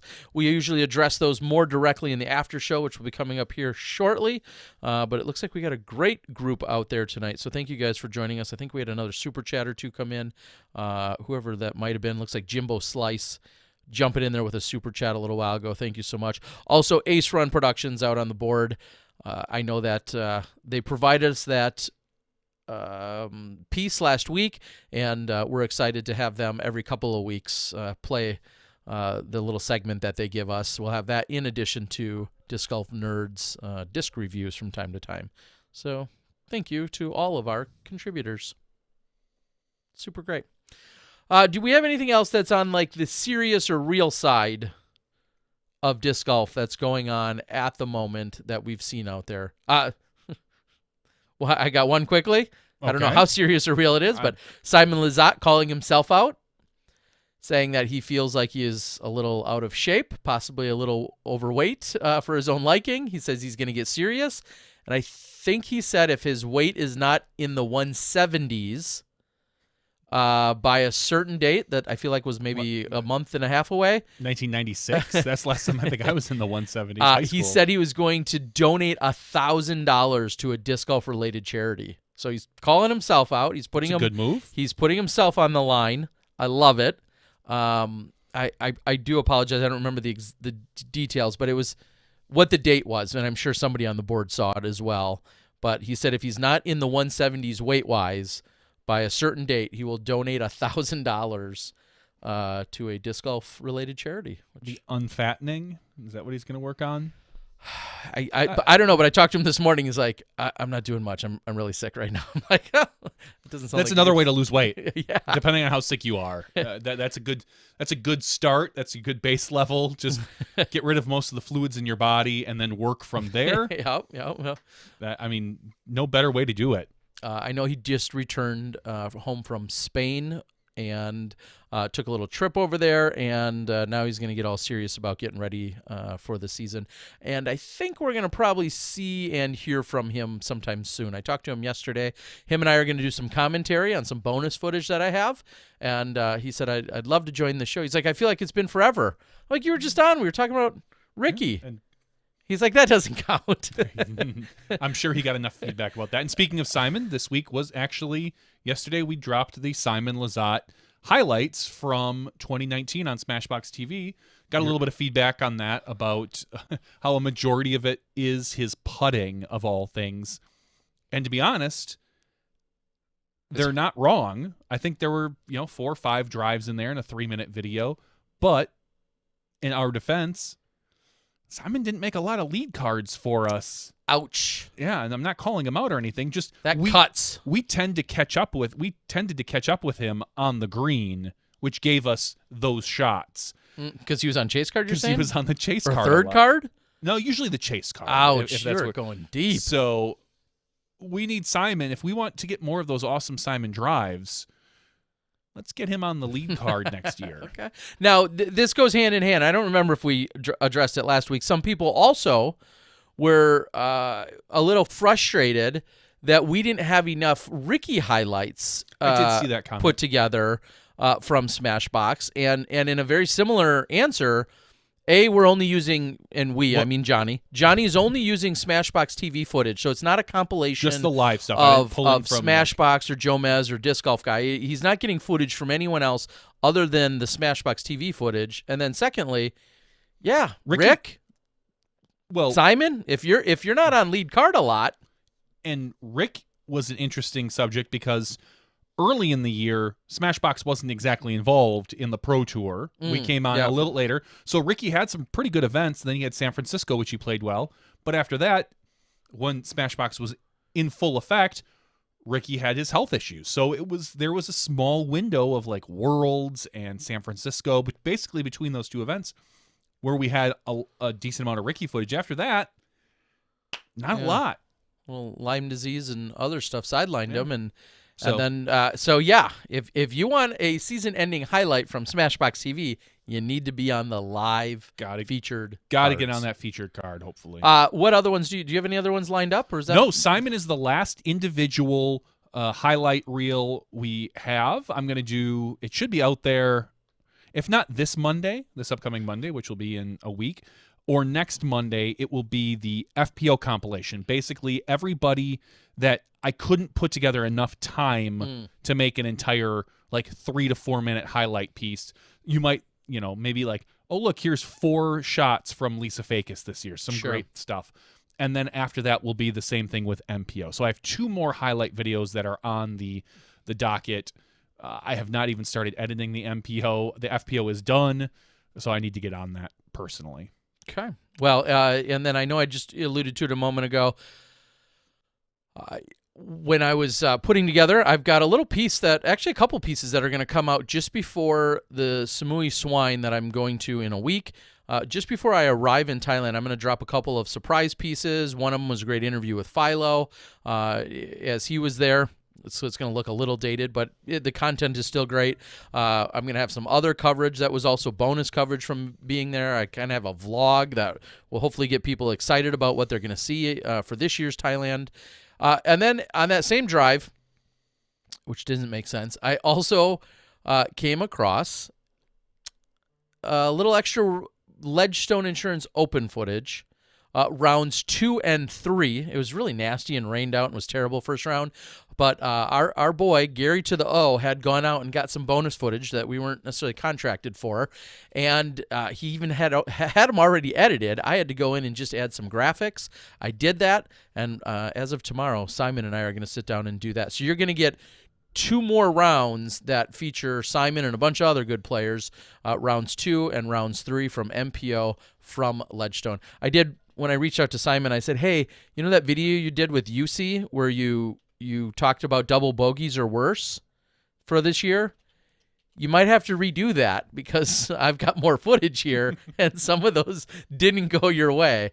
But in all good fun, we'll get that put out for you guys as well. So when everybody sees Ledgestone from 2019 footage show up in the next 2 days, don't lose your mind. Don't yell at me. It's all bonus footage, shot by shot. It's there for you to enjoy. I've been waiting months for that yeah, footage. I'm sure. That's the beauty of it. No one's waiting for it. No one's expecting it. It's the definition of bonus footage, and I'm already cringing when the first person goes, oh, yeah, this is a little late. Where's this bin? Well, it's been in the bonus bin. So if you get worked up, go sign up for Patreon and then get lost. That's a good Sign up and to get wrap lost. this up. All right, we will. I want to, of course, thank Luke, our Rookie of the Year. Thank you for joining us. I'm sure soon we should be catching up with Christine Jennings as well for winning on the FPO side, Rookie of the Year. Congratulations to both of them. Also, so great to hear more about Luke and get some insight from him tonight. Truly enlightening. Also, I want to thank Colt for joining us and giving us some updates on the amateur side of things, along with the amateur tour. We look forward to you guys joining us as we're going to move into the after show where we'll talk about things disc golf and non-disc golf related as usual. Things will get off the rails. But for now, we're going to close it out. This has been SmashBox TV Podcast Episode 281. We'll see you in the after show when you step inside the SmashBox. Thank you to our $2 and above patrons. Your name is listed below in the credits. If you are interested in being listed as a producer in the SmashBox TV credits and supporting this and other fine podcasts, please visit patreon.com/SmashBoxTV.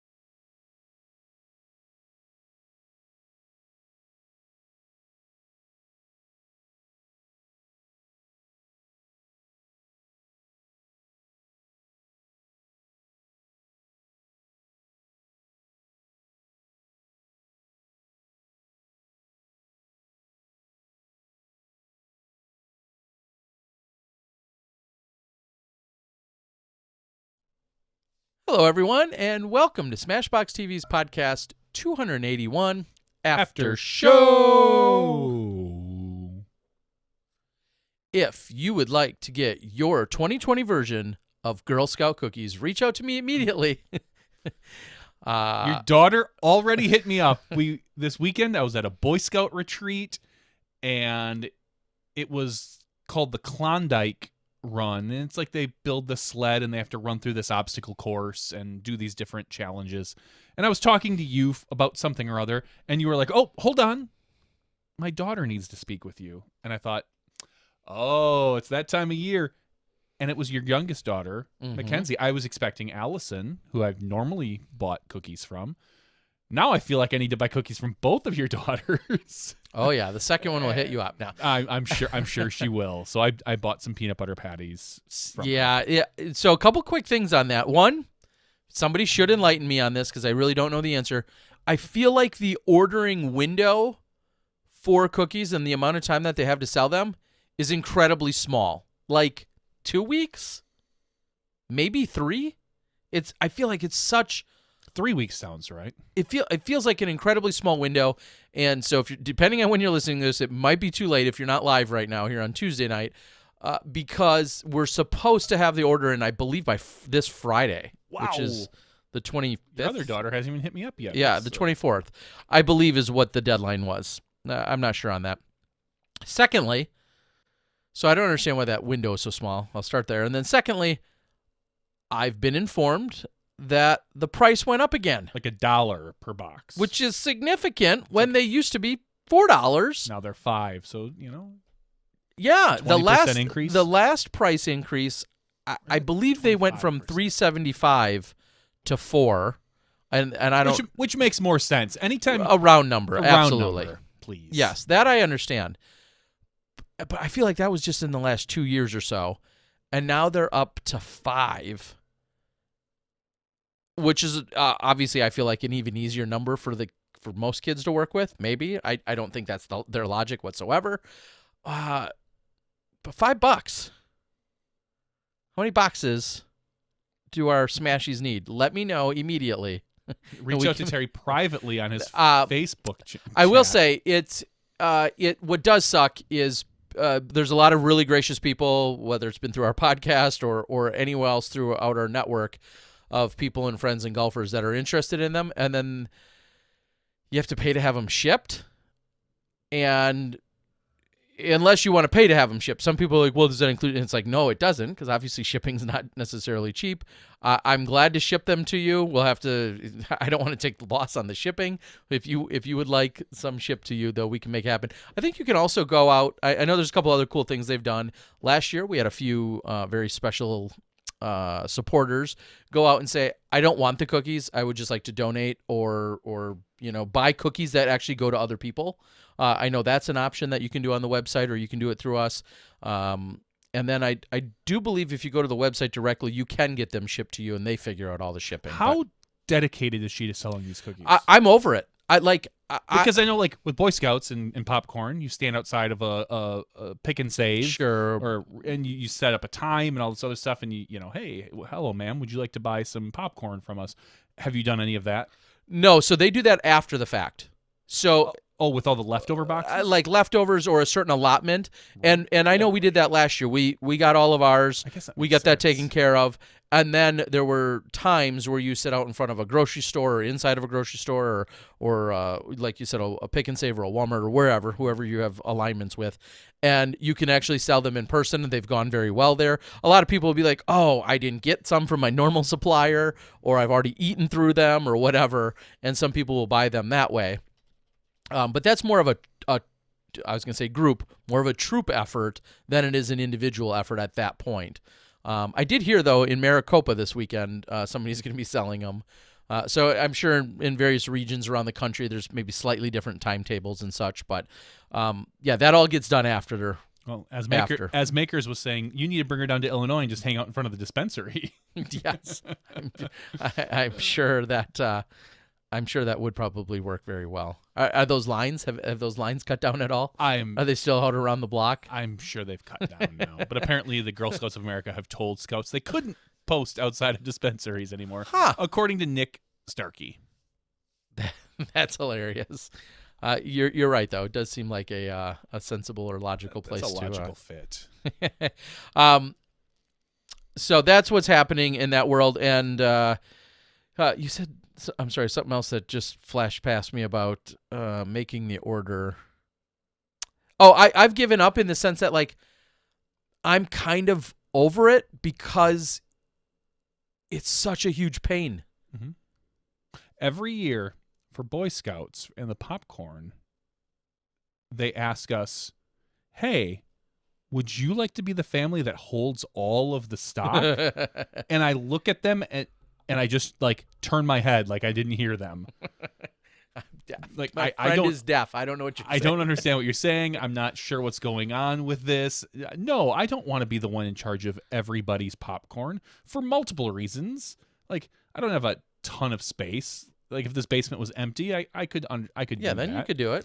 But it's not, as everybody knows. My garage isn't empty. I have a car in there and a bunch of stuff. And on top of that, you know, it's not necessarily the most well-sealed garage. The floor the concrete gets wet and it leaks, and it's an old garage. So I don't want soggy popcorn out of your garage. nobody wants any soggy popcorn. But I always feel guilty because they do look at you and they're like, how would you like to help? My son didn't sell a single popcorn this year. And we didn't try. We didn't bother. Ouch. It's just, I mean, I say I'm over it. We're still putting out an effort, we but didn't put in any I'm effort. not the rat race of. I love my girls calling. I love the skills that go along with it. I love the interaction. I love them, whether it's door to door or calling relatives. I'm good with all of that stuff.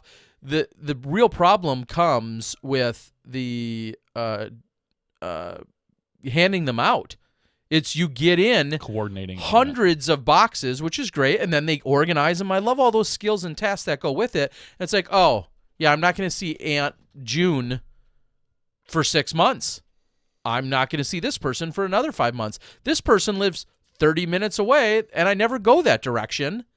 And is that worth the time and effort to do that? Like, and there's still cookies sitting in our kitchen of a few individuals that bought them at Putting League last year. That, well, Putting League was a seasonal thing, and that was the only time we ran into some of these people. And so getting them delivered in that sense has been a pain. That's why we're over it, so to speak. All the other skills and things that go along with it, I fully love and embrace. I appreciate those things. It's the actual, yeah. I have zero interest in. My son doesn't seem to want to sell, and I'm okay with that. Like, if I need to pay out of my pocket for all of the Boy Scout stuff he does, I'm good with that.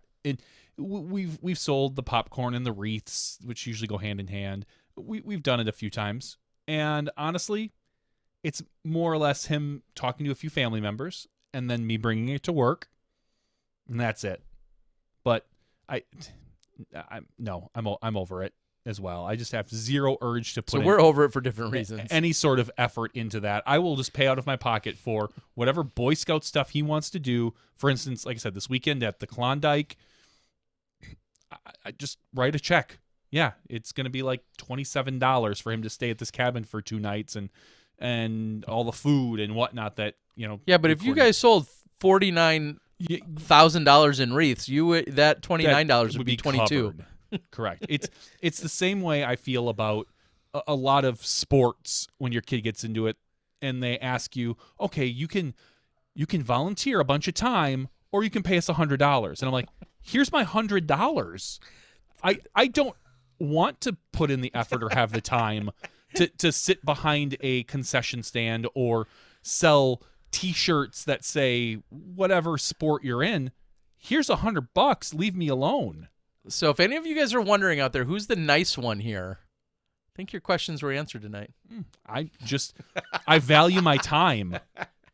I value my time more than that. Than helping out for the greater good. I get it. No, I'm fine with the greater good. I value my time. I have lots of things I can be doing that don't involve sitting behind and fulfilling some crazy amount of hours of volunteering for some sport. I can just be like, Cool. Here's another $100. Leave me alone. Fairway Media is looking for a handout on the board. It says, "Can I have $100? I'll leave you alone." Sorry, you're gonna Fairway. set yourself up for this one. Yeah, Bo also says, "If you give me $100, I'll never bother you again on Discord." Oh, Bo, yeah, you will. Don't lie to me. You can't lie to me, Bo. Congratulations, Bo, on getting sponsored by MVP. Nice job. Have a good 2020. Speaking of sponsorship news, we already talked about the Brody sponsorship, of course. Hannah, we Hannah did not Macbeth. discuss, however, making the move from Innova over to Discraft. Of course, An inevitable step. We all predicted it would happen at some point. I think it had actually taken a little longer than I had even expected, but ultimately, I think it's a move that makes logical sense. it does. And I'll follow that up. And someone else I was speaking with the other day, I thought, when you had Nate and Val, for instance, and Val forever was with Innova, and Nate from the get-go was always with Discraft, and they continued, they met, but then they continued on their path of having the same sponsor. They both won world championships with their respective sponsors. Everything about that was the two individuals that had forged their own entire careers around having these specific sponsors. So for them to both move forward with their individual sponsors made sense. Obviously, at one point, we saw Val transition over to being on Team Discraft. But for all the reasons for them to keep their discs and to keep what they were doing, I don't want to say they were just set in their ways either, but they were established and they had what they needed. Hannah is a much newer, fresher player to the game, and I think still has that room and that availability to change things up, just as out of just sheer convenience. Not even, sheer convenience is nice, but she just doesn't have, she's not established. She's not, like, Val was synonymous with Innova. Hannah, not so much. Like, Sure. Her moving to Discraft is convenient for them, and she's probably going to do some really cool things. Her video blogs are great, and she says she's going to work on playing and improving her skills. I'm sure she'll be probably doing some commentary at some point this year, whether it's live or post-production.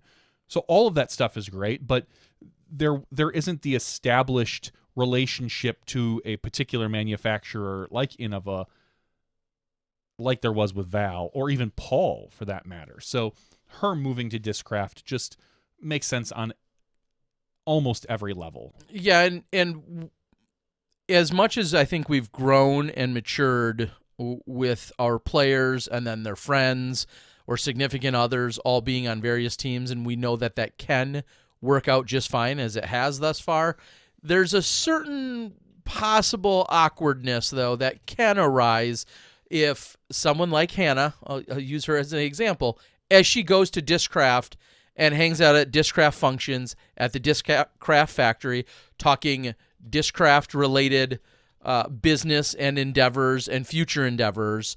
Of course, I think from a maturity standpoint, those things could remain separated. It just comes back down to some logistics and some convenience and maybe eliminating some of that potential awkwardness or conflict of interest as they're in that mixed company. And same could be said, obviously, when anyone visits another factory. I think it's all great on the surface, and I feel like we've really grown where things have loosened and more trust has been gained, when visiting one manufacturer when you're already with someone else, for instance. But it just makes things so much easier from that end as well, in that perspective. So, but we did see it. Congratulations to her. I certainly didn't want to diminish the fact that she has changed sponsors. I almost wish, though, with that in mind, I wish there would have been separate announcements, separate days even. Hers almost slid under the radar for a few. That's what I mean, and hours. I think that's too bad. I really wish there would have, and maybe she was good with that or wanted that or initiated that. I don't know, but I do wish there would have been a little bit more separation so that both of them would have gotten the individual news or press that they were probably going after. But All right. Steve Mills is out on the board. I don't think we've seen or heard too much from Steve Mills in quite some time. Pops in now and again. I've seen on the see board. him out there interacting on the chat board. Steve had very... I don't know where you're at with it now, Steve. I know he had very actively was pursuing a career in professional golf. Dare I say ball golf? Pursuing a career in golf and was our AM national champion. Gosh, I'm going to take a stab at 4. I'd buy that. I don't think it's 4. I think it's. I was going to say 3 or 5. No, 5 seems like it was a Peter of sorts. I'm going to guess. You might be right. 2000. I don't know. I'm sure he could tell us. 14 years ago, he says. So 2006. Are we doing that math right? Wow, 2006 AM national champ. So. Oh, wow. Cool One's out on the board and says, although Discraft is finally, sorry, I lost it, is finally going all in with disc golf, why is the media guru, Bobby Cool Daddy Slick Breeze equivalent, not pumping out video content like crazy? So he's basically asking, where's more media from? Where's the more Discraft media? Why aren't we seeing all of these things come out? And I mean, that's a legitimate question. There hasn't been a lot of Discraft media. It seems like they're relying on a lot of the players to build their social media and work with that. Or maybe they're just ramping up for the season. I'm not sure, but I do kind of agree with Cool One in that we haven't seen a ton of the Discraft exclusive media, we'll say. Yeah, and I know they've enlisted or contracted someone, I believe, who's from outside of disc golf to make some incredible content.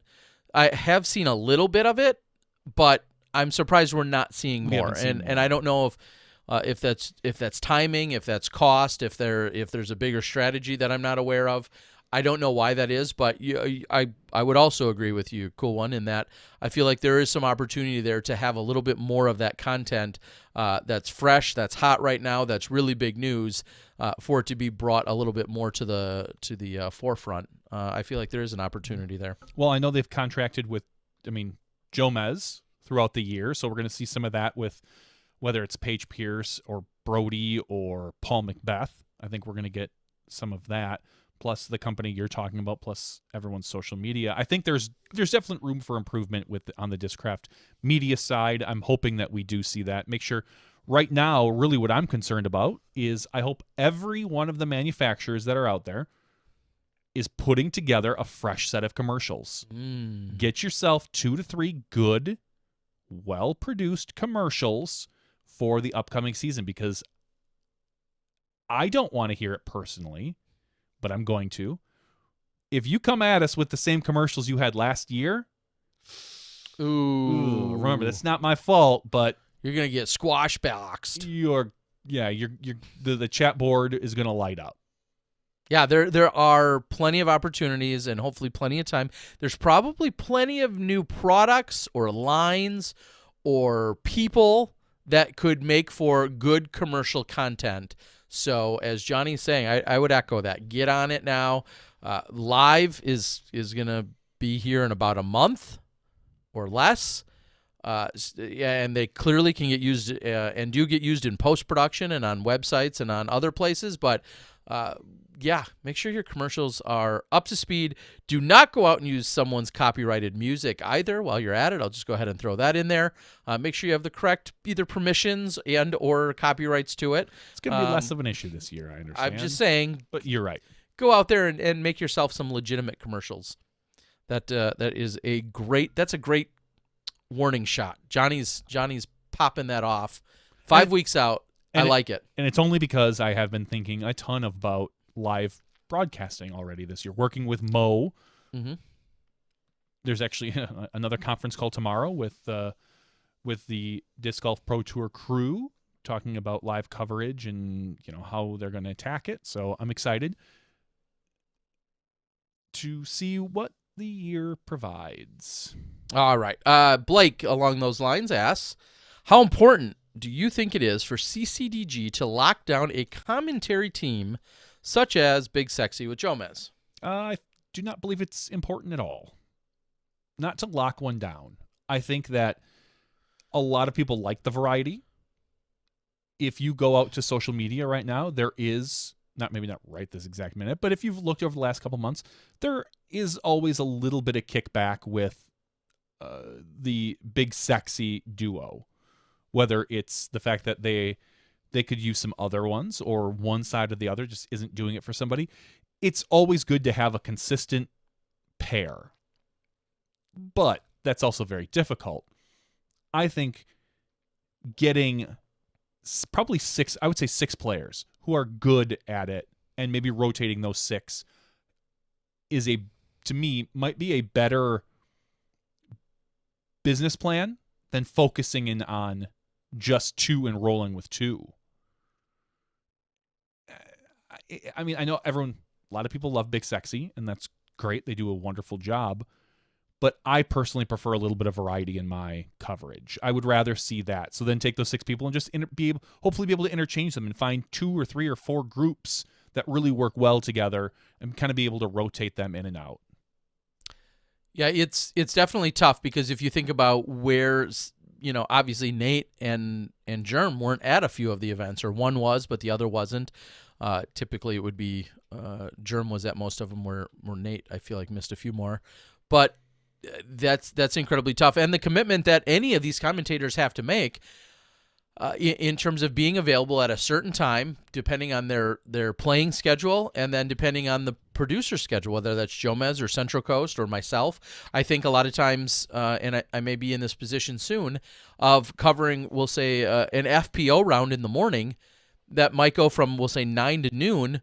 Realistically, if a lot of really hard work is done, maybe there's a rough cut that could be available for some FPO commentators that could be at 6 or 7 or 8 or 9 p.m.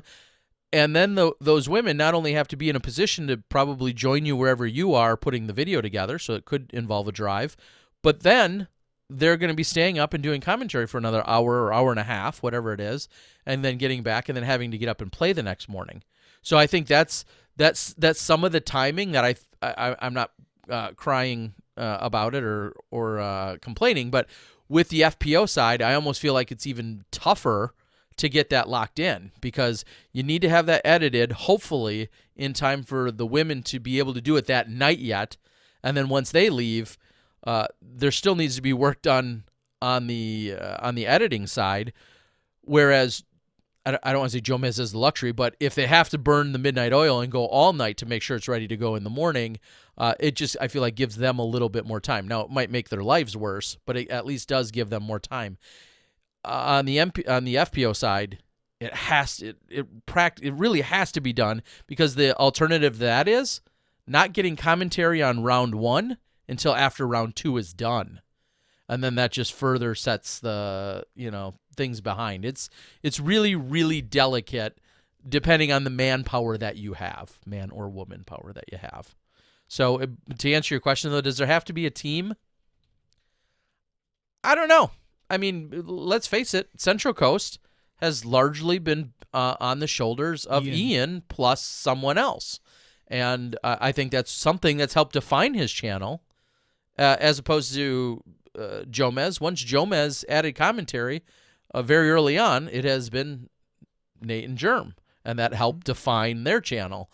So I'm not sure that a team has to get locked in. And then I'm all over the board, depending on who I'm covering and who's available. And yeah.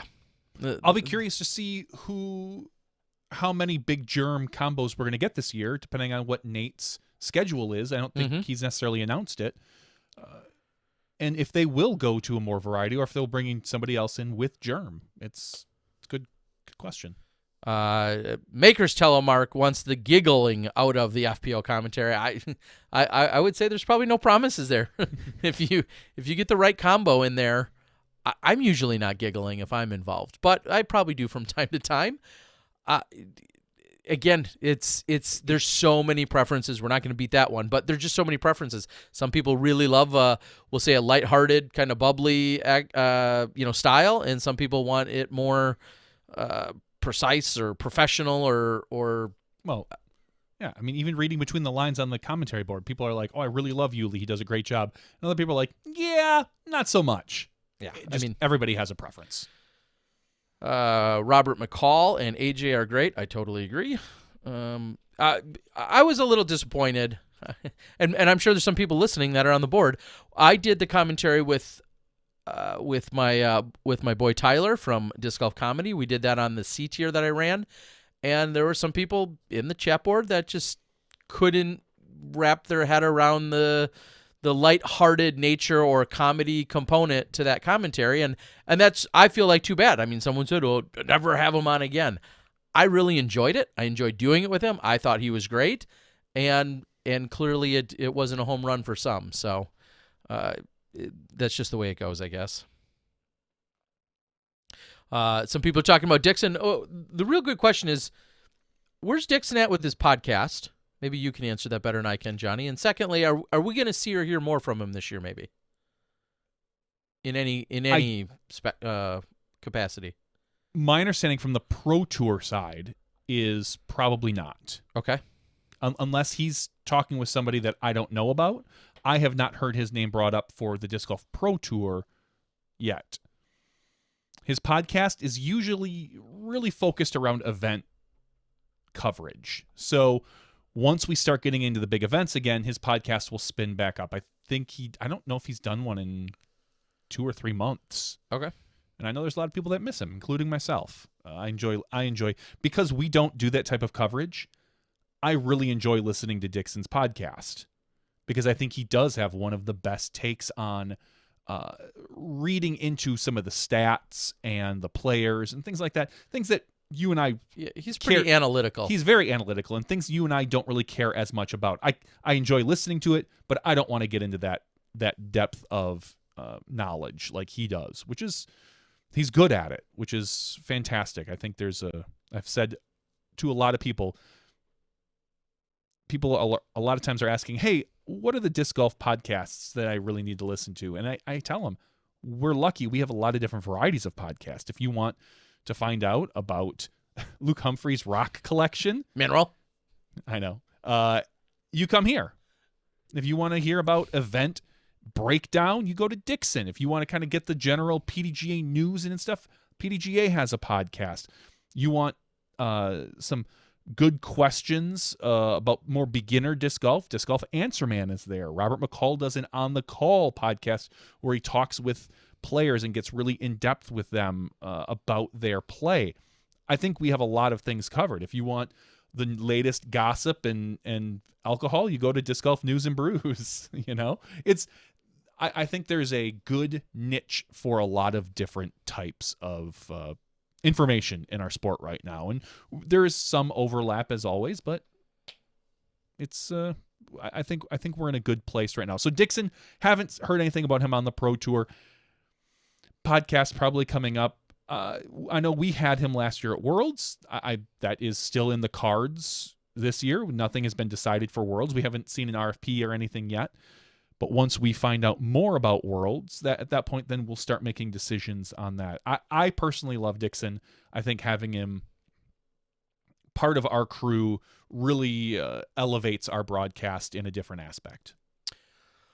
All right, I'm going to ask a quick question before I get back to the board, which is how, as I was watching the both, not so much the MMA interviews, but a little bit, but also then the footballs.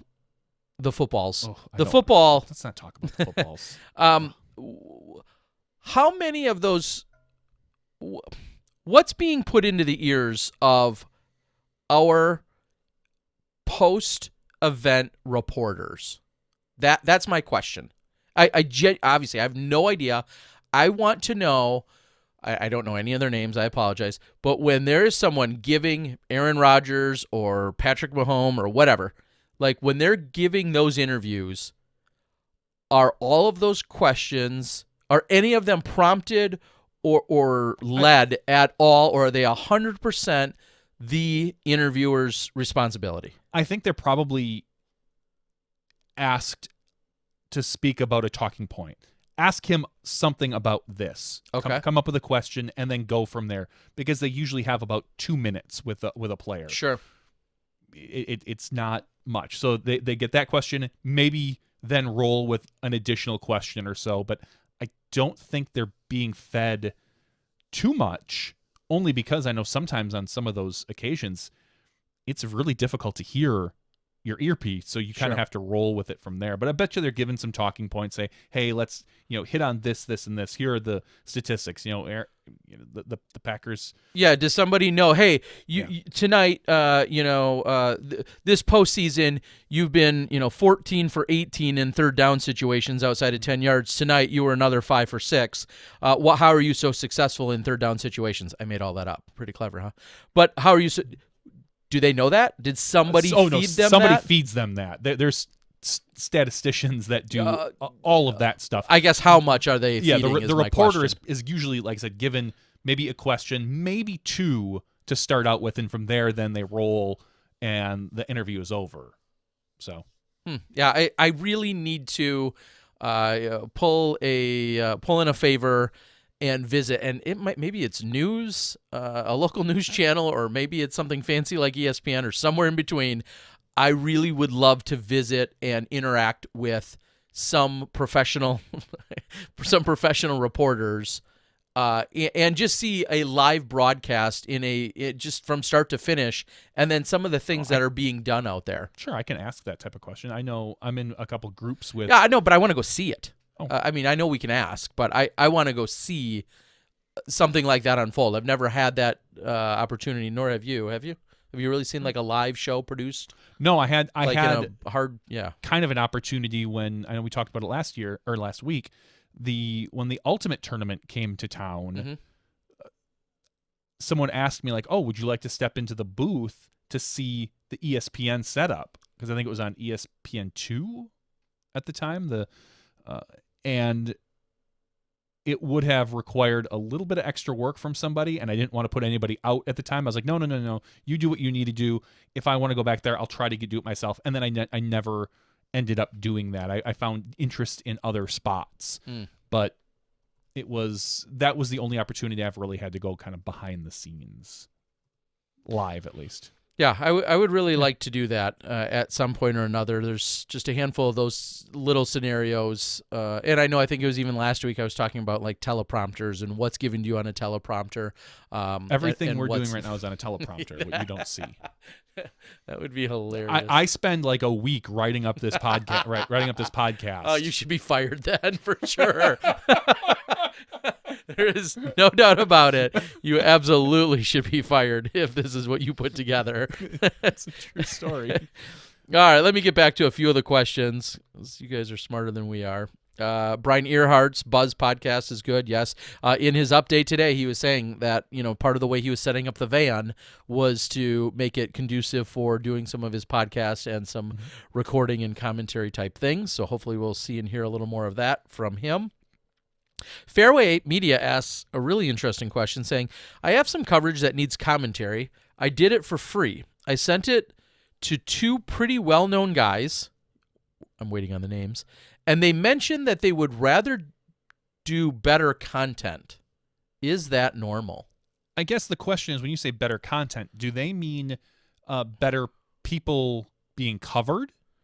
Offense, was the quality of the coverage not great? Yeah. Is it? Was the play quality not great? The play and the course and those things not great? The on-course things, so to speak, or were they not maybe pleased or impressed with your actual video coverage itself, like shaky cameras or missed shots? Because take, those for types instance, of things. like we'll say Big Sexy, they're not going to. I bet unless they see some money up front, I don't think they're going to want to commentate on your local B tier.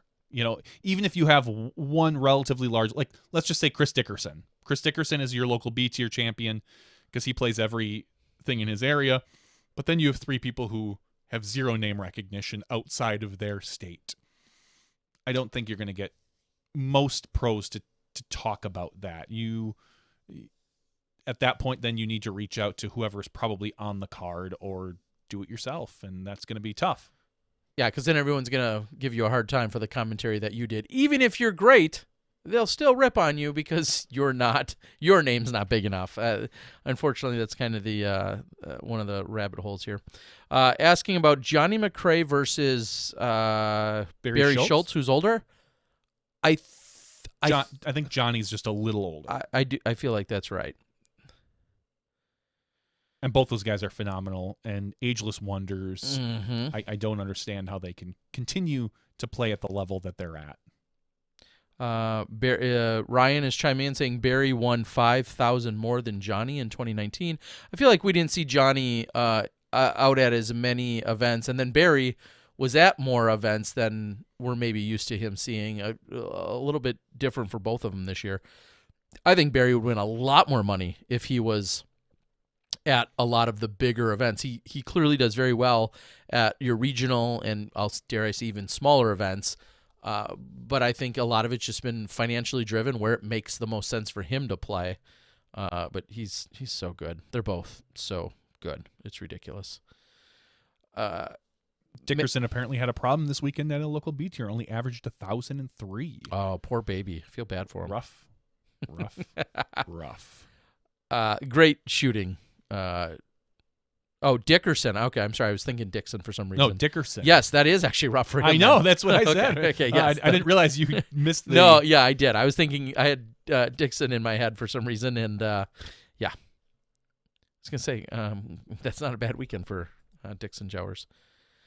I think I maybe said it briefly, but I'll just reiterate real quickly. Indoor disc golf experience here in the Milwaukee area was a great success this weekend. Huge shout out, Jeff Showers, Mike Harrington. You guys did a great job. I know they worked with Innova. We had Philo Brathwaite in town. I actually picked him up Wednesday night, so he was in town for a couple of the days. For all those days, he did clinic on Friday night. He did a clinic Saturday night. He participated in the ace race style that was set up. They had a singles night on Friday, a doubles night on Saturday. There's been a couple videos that have been released already that we should have probably talked to Jeff. He probably would have given us those videos to play for you guys. They're really good, so if you find them on Facebook, I know he's got them released there.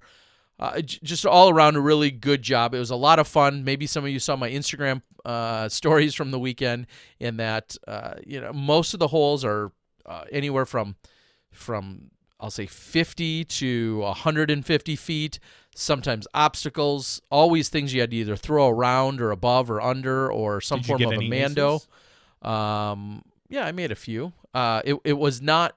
My performance was terrible. I ended up getting in and playing in the doubles version on Saturday night, which wasn't originally scheduled for me.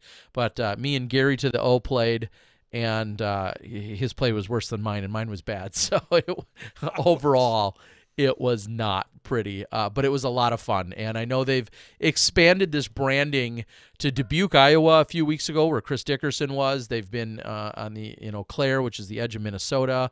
They're going to be in Illinois, I believe in Rockford in a couple weeks. I know Adam Hammis is going to come up and be the pro for that event. They've been, like I said, in Minnesota.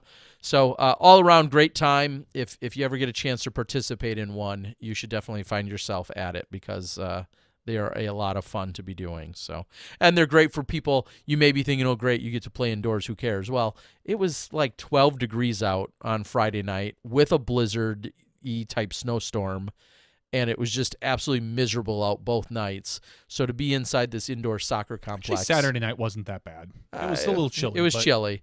But Friday night was a literal blizzard. Yeah, so it's truly a unique experience, and a lot of people had a good time with it. And as expected, Philo was a great entertainer and did a really good job with everyone, except for he made the old performer rock and roll mistake. Hey, everybody! So glad to be here in Madison. Oh, really? That's 60 miles west. There were some Madisonites that came over, but Milwaukee or Brookfield was a little bit more on the mark, but almost no one even caught it. So it was kind of funny to see it, though. All right, Johnny is lining up our Patreon support giveaway. I did get an update from Miles, I believe, saying that Patreon shirts, the latest run that have been put together. I think he said they're shipping today or tomorrow. Excellent. So give everyone that update and letting you know. I did get a little bit more up to date. I shipped out a bunch of stuff last week. I don't have my shipping sheet in front of me, but I did ship out a bunch of stuff last week as well. 1 or 2 people reached out, as they should, and just said, hey, I think I won. We easily checked it, like, oh, yeah, I got your stuff right here. I didn't have your address or whatever. So more up to speed on that. So let's give some more stuff away, Johnny. Do you have any ideas? I got some stuff. I don't have any ideas as far as what to give away. I'm sure. Ooh, I've got something. I've got some goodies. I've got some goodies. So you're going to get a Terry Goodie. Goodie. Don't repeat that to anyone else, though, outside of the show. I think I can go to jail for that. Probably. Yeah. Oh, my gosh. We have 201 people in our Patreon.com giveaway, and that's 199 from Patreon, and 2 if you go out to SmashBoxxTV/weekly giveaways. You can enter in weekly to get your name put into our list. And again, patreon.com/SmashBoxxTV. For as little as $1 a month, you can be eligible for this giveaway. I know I said it last week. I've said it weeks and weeks before. But if you get any amount of value out of our 3-hour podcast, $1, just $1. That's all I'm asking right now until I ask for more. But $1. What other podcast is going to give away year-old Girl Scout cookies? How'd you like some stale Samoas? And a quick update for all of you. If you haven't heard, I think Thanks a Lot are being discontinued. I don't even know what that means. I don't know what's on them. I think they were good. Believe it or not, I don't partake in them. But Thanks a Lot, I heard, are being discontinued. I heard the sales pitch from one of my daughters. So just so you know, I might have some special edition last year Thanks a Lot in the vault. Yeah, you got to put those in a freezer and then come out in a couple of years and be like, look what I found. If there's not an expiration date or it hasn't yet expired, yeah, cookies. That was listed on the board. 2 packs of cookies sounds like a great idea for me to send out to you guys. We'll make that happen. We could do that. Yeah. So, Terry, I need a number. All right, I got 2 girls selling cookies, so the second number you choose will work. The second number. First number is 77. Second number is 173. They are sorted by email address. Ooh. So 173 is Patrick Snay.